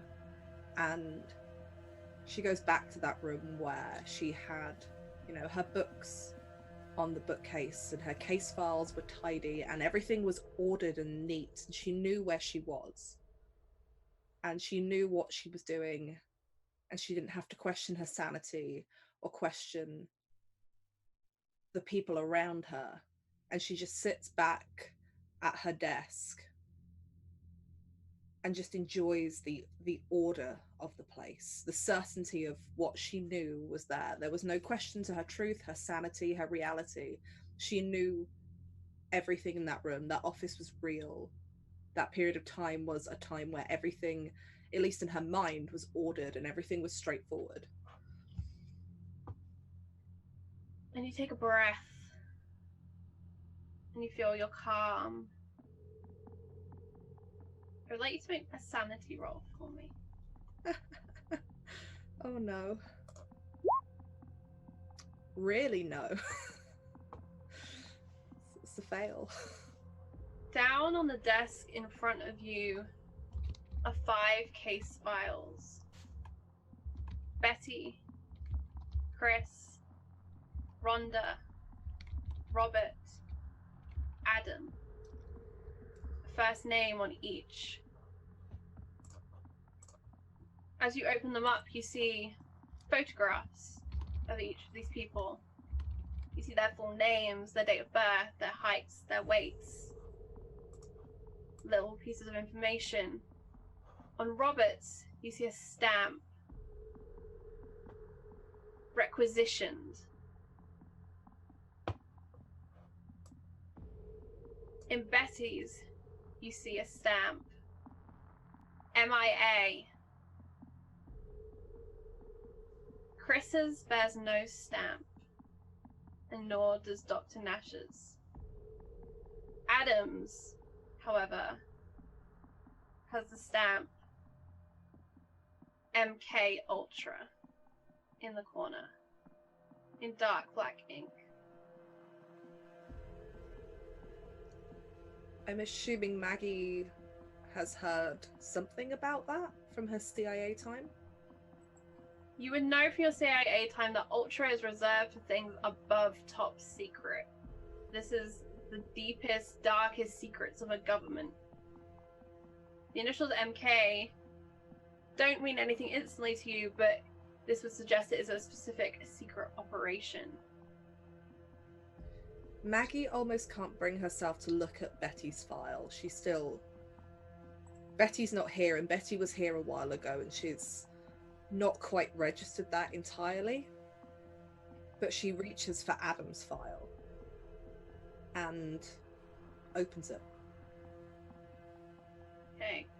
Delving through, much of it is redacted. Heavy black blocks that cover text. What are you looking for in it? What do you believe you will find here? She's looking for something that's related to why she was removed from the CIA. She's looking for something that perhaps she would recognize that she shouldn't know. If she knows this is as important as it is, she's looking for information that perhaps should have been redacted and wasn't, or that she thinks that actually I probably shouldn't have access to this. And she's skimming through it, but as soon as a page is useless to her, there is a frustration that's building in her as she's not even carefully turning them. She's scanning them, and if there's nothing on them, she's just chucking them. She's moved from kind of calm and upset into frustrated and angry that she can't order her mind right now. And you begin going through, and on every other page there are a couple of words, and you begin discarding, and then you begin picking them back up, and you begin looking at those words again. Maybe there's sense in them, maybe there's not, and then again they go to the ground.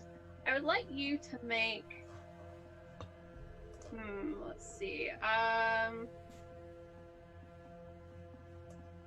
Do you have anything that would relate to code breaking, investigation, maybe insight at a stretch?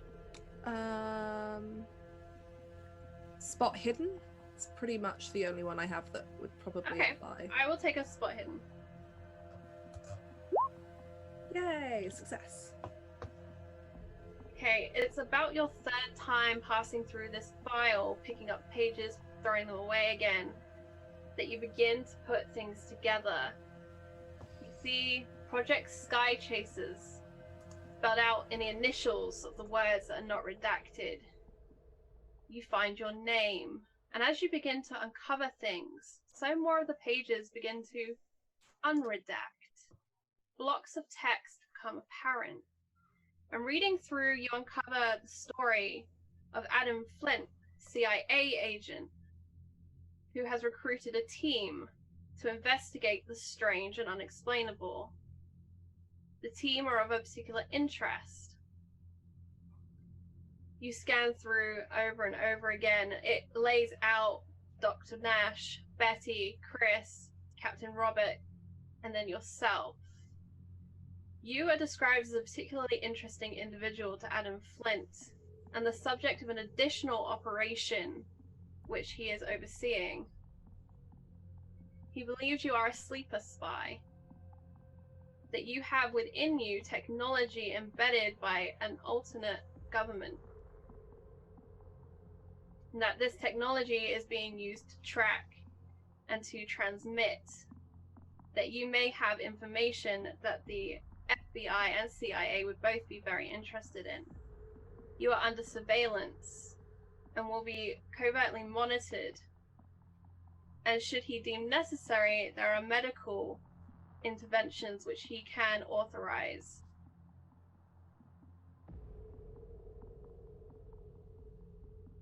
Maggie holds this page, shaking, and if she's got any semblance of being able to try and bring her thoughts together, she'll probably start to piece together the doctor and the room she was in and the reason behind the questions about her scar. And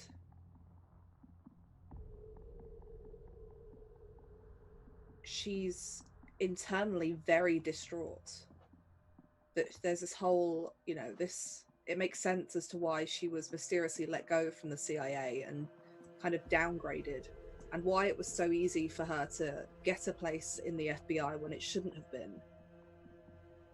And she tears up the piece of paper. She tears up the whole damn file. And as you tear up the file and turn it into confetti, as it showers down, you see a red ink begin to bleed through onto the white and black. And it spells out in the almost leaf litter of paperwork now on the ground by your feet, Maggie killed him. Does she get in that moment what this is referring to? Make an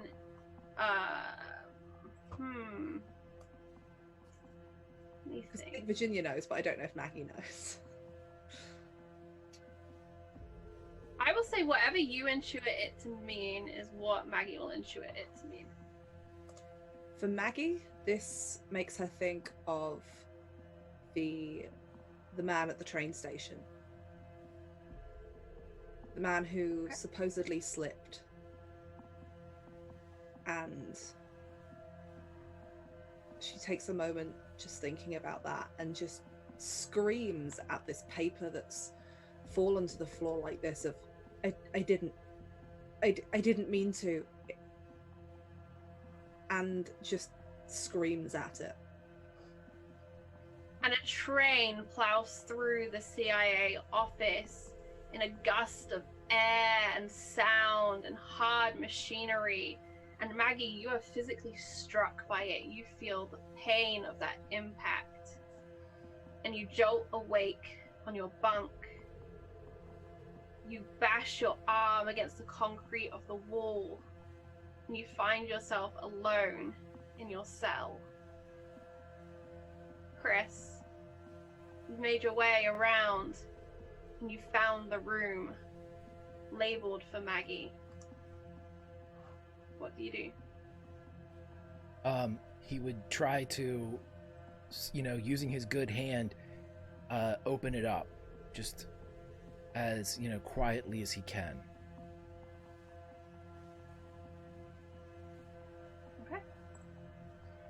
push down on that handle, and it keeps going, keeps pushing, but the door does not release. It is locked. Is there a latch on the outside, or is there a keyhole, or? There is a keyhole.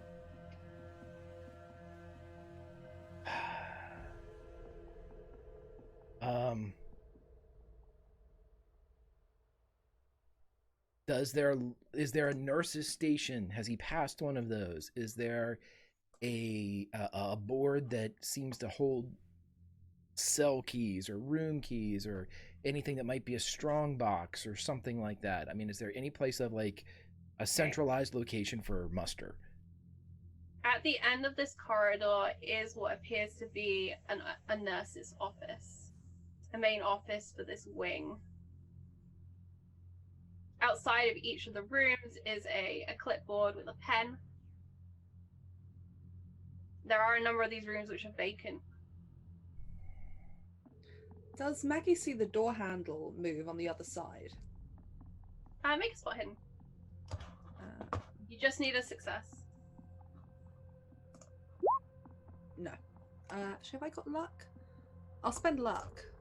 What's that? 15. Okay, Virginia can't do math. I will not spend luck, so no, Maggie probably doesn't see anything. You can push the roll if you would like. Or I believe you have advantage from chat. Oh, yeah. Can I use that? Can I use the advantage? Yep. Yay! Okay. You see it. The slow crank of the handle coming down. She immediately, now being awake, realizing Betty is not in the room anymore, just shouts, "Betty? Betty, is that you?" The cries are muffled, Chris, but you can hear the voice on the other side of the door. So much like a child would, thinking that it would project his voice more, he is going to get down by the keyhole in the crack of the door, and he is going to literally, I mean, it probably sound like, "It's not Betty, it's Chris! Chris! Maggie?" Maggie probably would have got up and gone to the door, trying to press her ear against it, waiting and listening, trying the handle.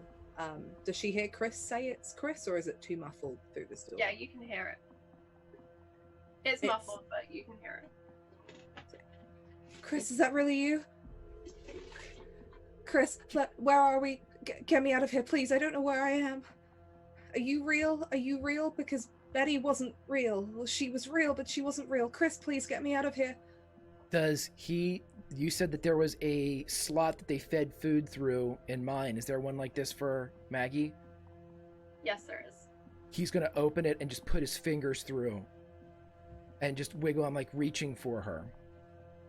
Maggie instinctively goes to grab for them to see if the same thing that happened with Betty happens to Chris. Chris is solid. You can hold his hand. Oh my god, you're real. You're real. You have to get me out of here, please. Where are we? Where is everyone? He's just squeezing, not to provoke pain, but he is so, if she could see him right now, the tears would be running down his cheeks as he's just connected with her as he realizes that he's found a member of his team. Is the keyhole on your side too? Is there a keyhole on my side?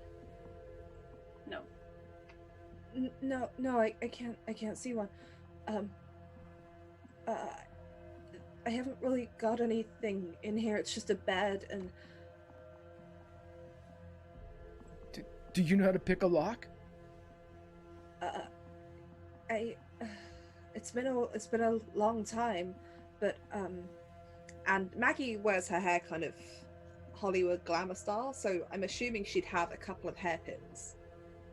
He would take the pen off he's going to take the pen off the thing and give that to her. Here. Okay. Maggie will try and take apart this pen to see if there's any part of it which is metal enough, whether it's the kind of clip on the side that kind of goes into the pen, or perhaps a part of the internal workings, or if it's like a steel barrel, if she can flatten it just by like stepping on it or putting some pressure on it to make something that she thinks might be usable for Chris to try and pick this lock. Okay, because I think that's super cool. Yes, you do. Yay! You tell me what you give Chris as you take apart this pen and you find what you need to make a rudimentary lockpick. Well, I'm gonna go with, because it's the 50s and there's a whole culture about the way you look and dress and accessories, that this is a kind of nice kind of steel barrel pen. And she takes it and she pulls the bit that you'd used to like clip to a shirt off, and that's already bent at a right angle, and passes that through and explains to Chris, you know, you're going to put this in and use it to lever the lock while you push the pins. And she takes out the inside of the pen, and manages to I guess she just takes some of the internal workings to make something that points up at a right angle again, probably using like the steel nib and some bits of the string to create those kind of rudimentary tools, and will then try and talk Chris through without being able to see the lock or feel the lock, but she'll put her ear to it, listening for the click, and kind of trying to help direct him as to like, yep, that click, twist it a bit more, now do the next pin, and describing what he should be feeling as he does it. All right, Greg, sell me on what you're gonna roll. Okay. Here is what I am going to roll. This is a code that you are giving me. Now, I'm not saying it's an easy one. I'm saying that he has been given a set of instructions that deal with something that cannot be altered, meaning that it's very mathematical in the way that it's delivered. It either works or it doesn't. You know, as far as we know, math still works, sort of. He is going to use that and use the voice of Maggie. But again, like I said with the electricity, that's completely up to you to decide. He would like to throw as much of his truth into it as he can. So if this is a sanity loss to give me a better chance, he'll try to tap his power without his cards. I'll say that Maggie, knowing Chris, will try to break this down into its base, like simplicity, how she was taught back in her training. You know, this is a cylinder. The cylinder is probably this long. It's got 5 pins, and you need to push pin 1 first, pin 2, because she knows that Chris likes those kind of neat, orderly instructions that are set out with specific, you know, numbers and dimensions, and she'll draw on all of that, trying to think back to how her instructor taught her to talk to Chris. That helps sway it. I will allow you to use your truth power in this matter, as you are in a world of numbers and you can make sense. And you also have something here to ground you. Not your card today, but you have Maggie. And you can stat her up pretty easy. So, deduct your sanity as you would if you were using one of your card powers. And you will feel the lock eventually, right as you're about to give up, click. And just as he's about ready to give up and to realize that he can't make it, he feels that give that she had been walking him through, and in his mind he sees a card form, and on the card is Maggie as she's in the middle of a power swing, and it seems to be taken at just the right moment, as even though he doesn't have it in his physical possession, one of his cards now bears Maggie's mark.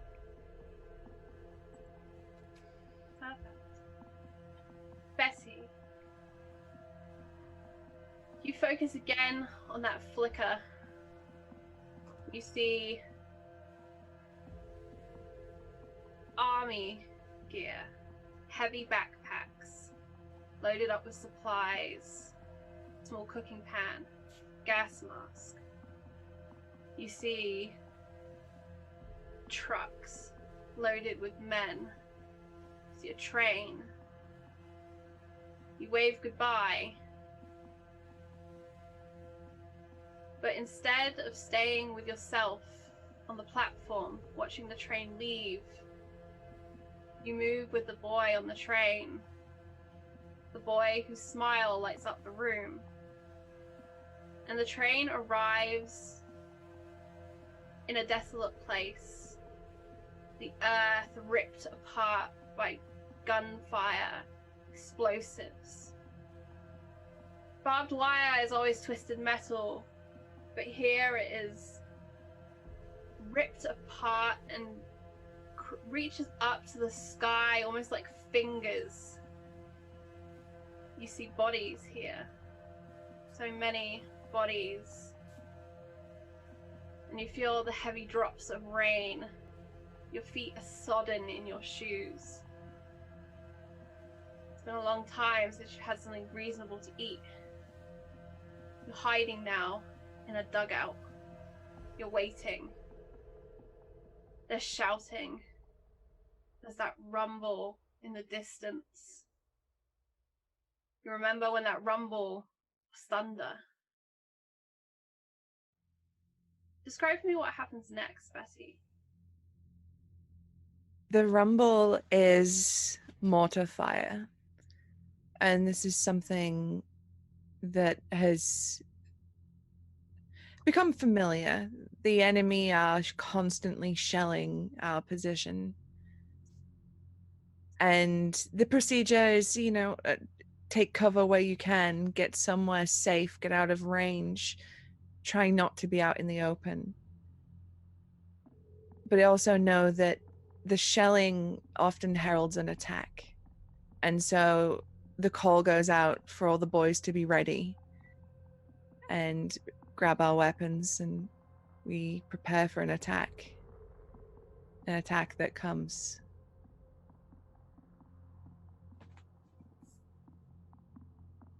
You remember the lightning as it hit you.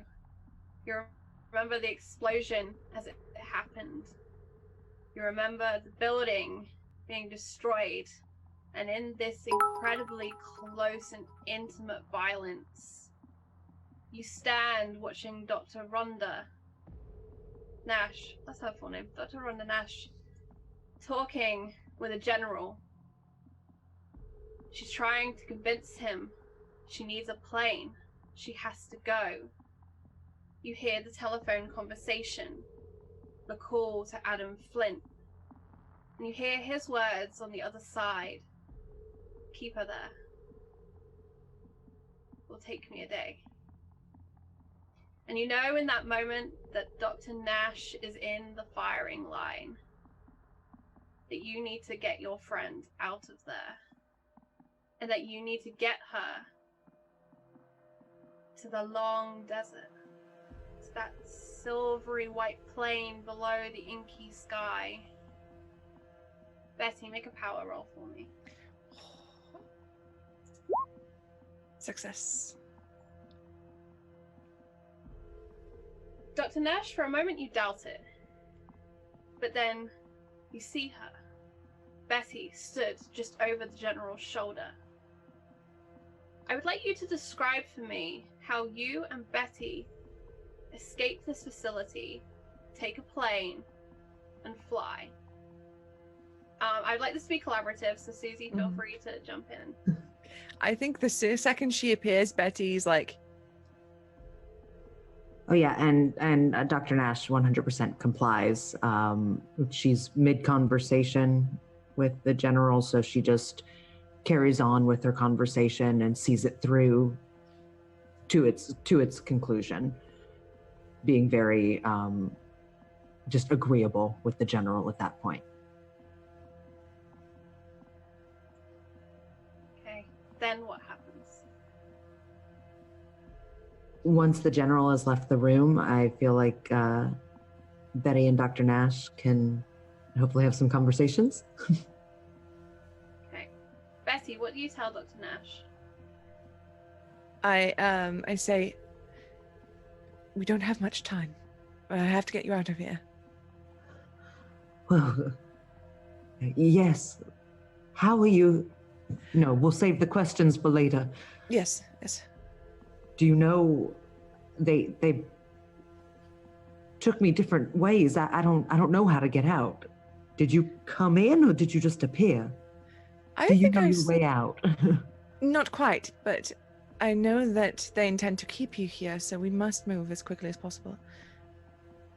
I'm pretty sure this is a standard military installation, so it should be fairly easy to navigate. If we can get you to a plane and get you on it, I'm sure we can work Okay. it out from there.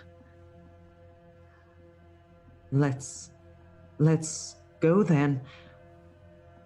But before Dr. Nash leaves the room, she checks the drawers of the desk that the general was sitting at. She's looking for some sort of weapon. And you find a handgun next to it, the ammunition for it. So she loads the gun before she leaves the room and takes that with her. Let's hope you don't have to use that. Well, let's hope. After you?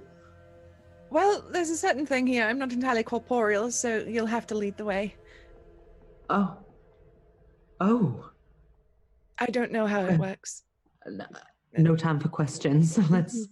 Let's go on then. And Dr. Nash, gun in hand, goes out the door, kind of looking down the hallway before she steps out. The coast seems clear. Okay, I'm not entirely sure how visible I am to other people, too. So I shouldn't be talking to you? No, that might be bad. All right. As that conversation ends, Betty, Mhm. you and Dr. Nash make your way down the corridor. You see a young man in uniform. What do you do to distract, stop, interfere with this young man so that Dr. Nash can pass? Well, this will also be an experiment for Betty.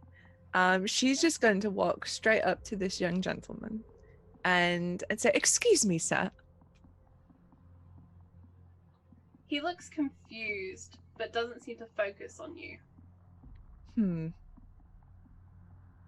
Would you like to make a power roll? Would you wish to become corporeal? Or do you wish to use mischief? I wish to use mischief. I wish to become a poltergeist. Okay. Describe for me how you become a poltergeist. So he sat. Where is he right now? Sorry. He's stood at the side of a corridor as it would turn to go in another direction. He seems to be on guard, patrol. Okay. He's not the most alert, but he looks kind of confused by the presence he seems to feel. And I will make sure to keep touching his shoulders and around his head just to add to this effect, just to maybe give him some chills. And I'd like to there's got to be a door nearby, and I'd just like to slam it really loudly, beyond someone shutting a door. This is there is a ghost in here, slam the door kind of. And you do. It takes a moment and you focus, and for a briefest moment you think you're going to go into that 100 times speed again. You move that motion into this door and it slams so hard it actually comes off its hinge and flops kind of half attached to the wall. The guard goes running in that direction, allowing Dr. Nash to move past, and you lead the way. And so Dr. Nash goes running down the hall. And I don't think they're far from the exterior of this compound. I think they get out pretty quickly. And you get out onto the runway on which sits 3 planes. There are a number of people moving around, but they all seem busy with work, loading or unloading, performing mechanical checks. Would the smallest plane also be the one that has the least people around it? That would be convenient. Convenience is on your side today. I think I'd opt for the smallest plane. This is one of those 2-seater light aircraft. Can I interact with this plane? Am I able to get into the inner workings and get it going before Dr. Nash is in it? Make a power roll for me. Hard success. Nice. I should just be a ghost forever. I'm great at this. You push and you channel the lightning, all of that pure, raw potential energy, not into the ground, but into the plane. You don't understand the mechanics necessarily, but you can make it move, make it work. And Dr. Nash, as you approach, the propellers are already beginning to rotate. You can see there are these breeze block type stops in front of the wheel to keep this thing from just drifting out.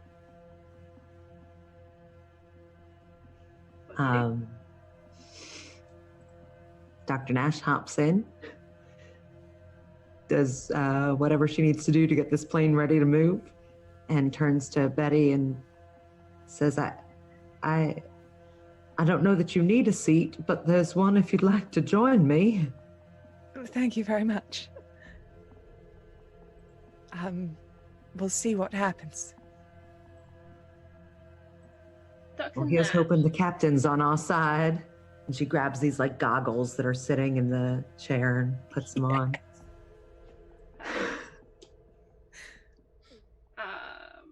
And flies? Question mark. I don't see a pilot skill, so I will let you use Drive Auto for the sake of this.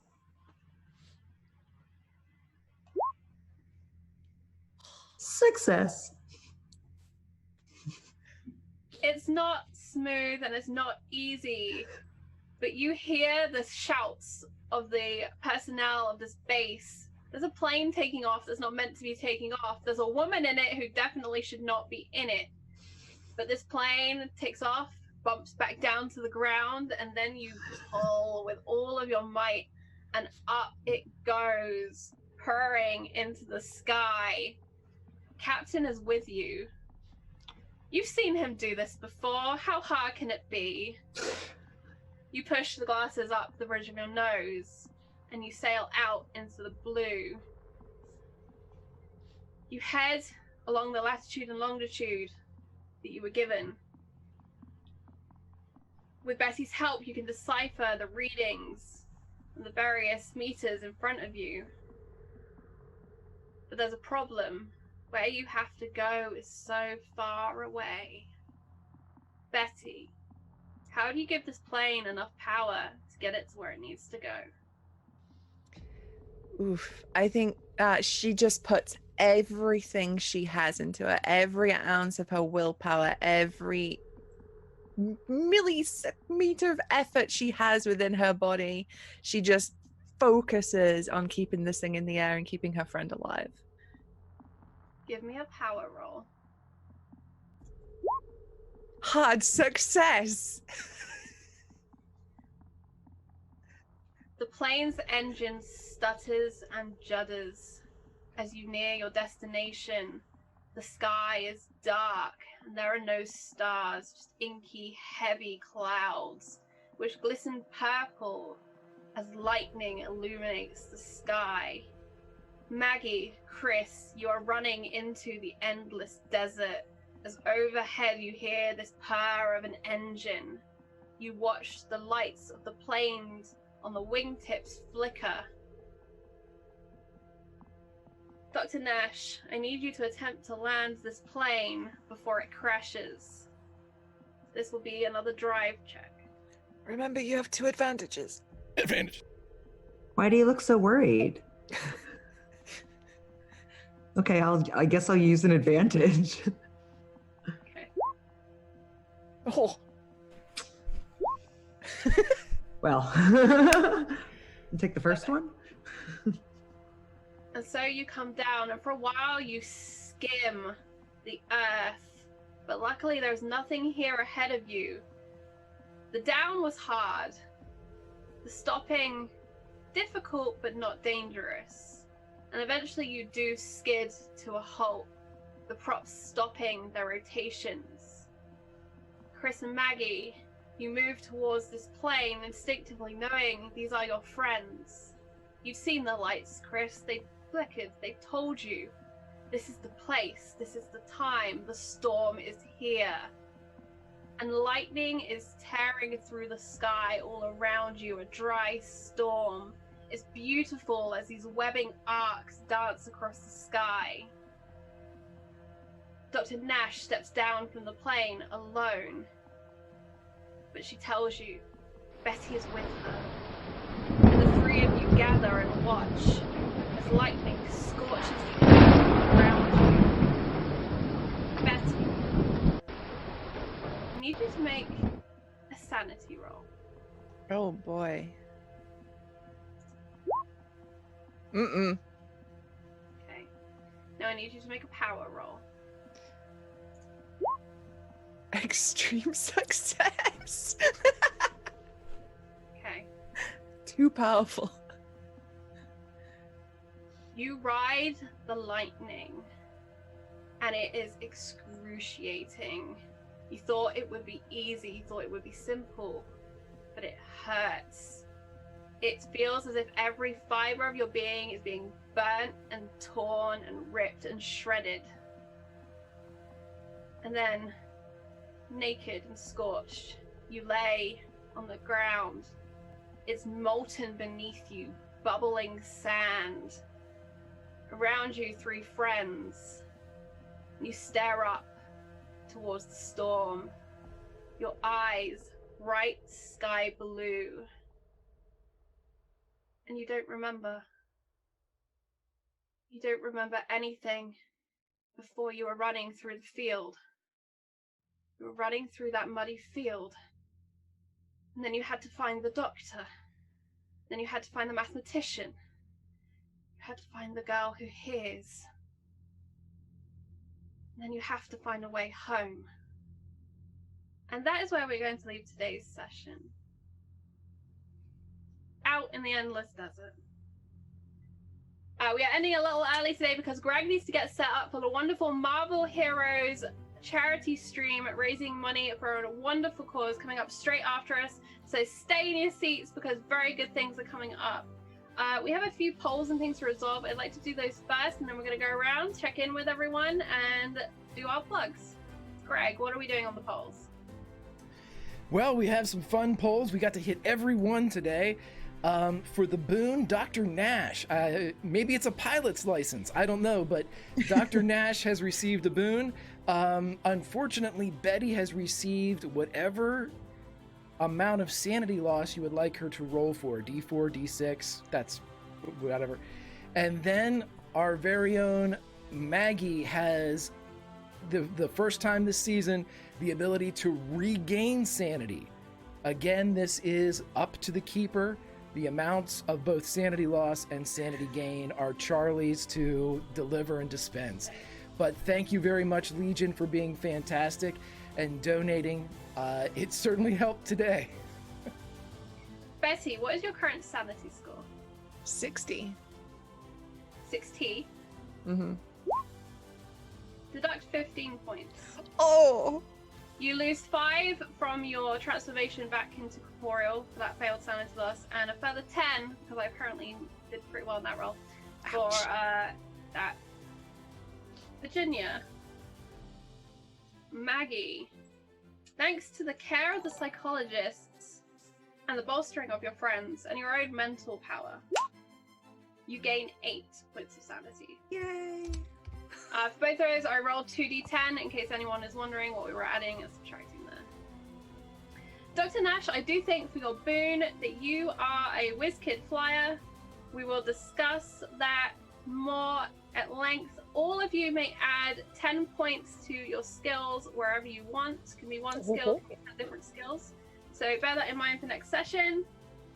Thank you so much. Let's go around the cast crew, see how we're doing, who we are, where we can find you, and all of that good stuff. Adeline, how are you doing today? It feels so good to be back. It's been so long.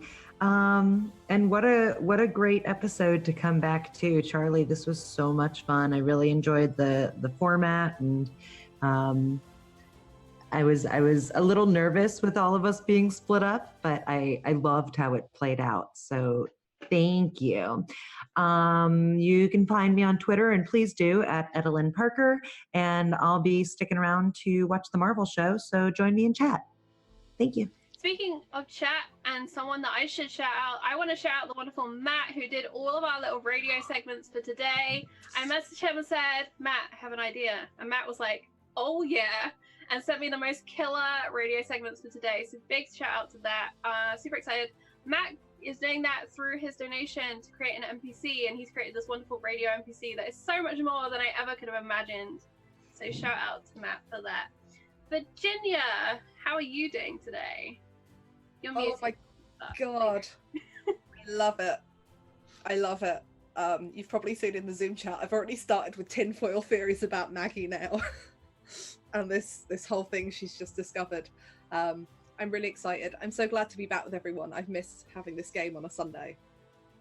It fulfills all of my conspiracy needs. But yeah, other than that, you can find me on Twitter at Tabletop Horde. I play here on a Sunday. I'm also on Sam RPG Webby's Spy Game stream on Sundays, which hasn't been running recently because they've just launched their Kickstarter for the Spy Game.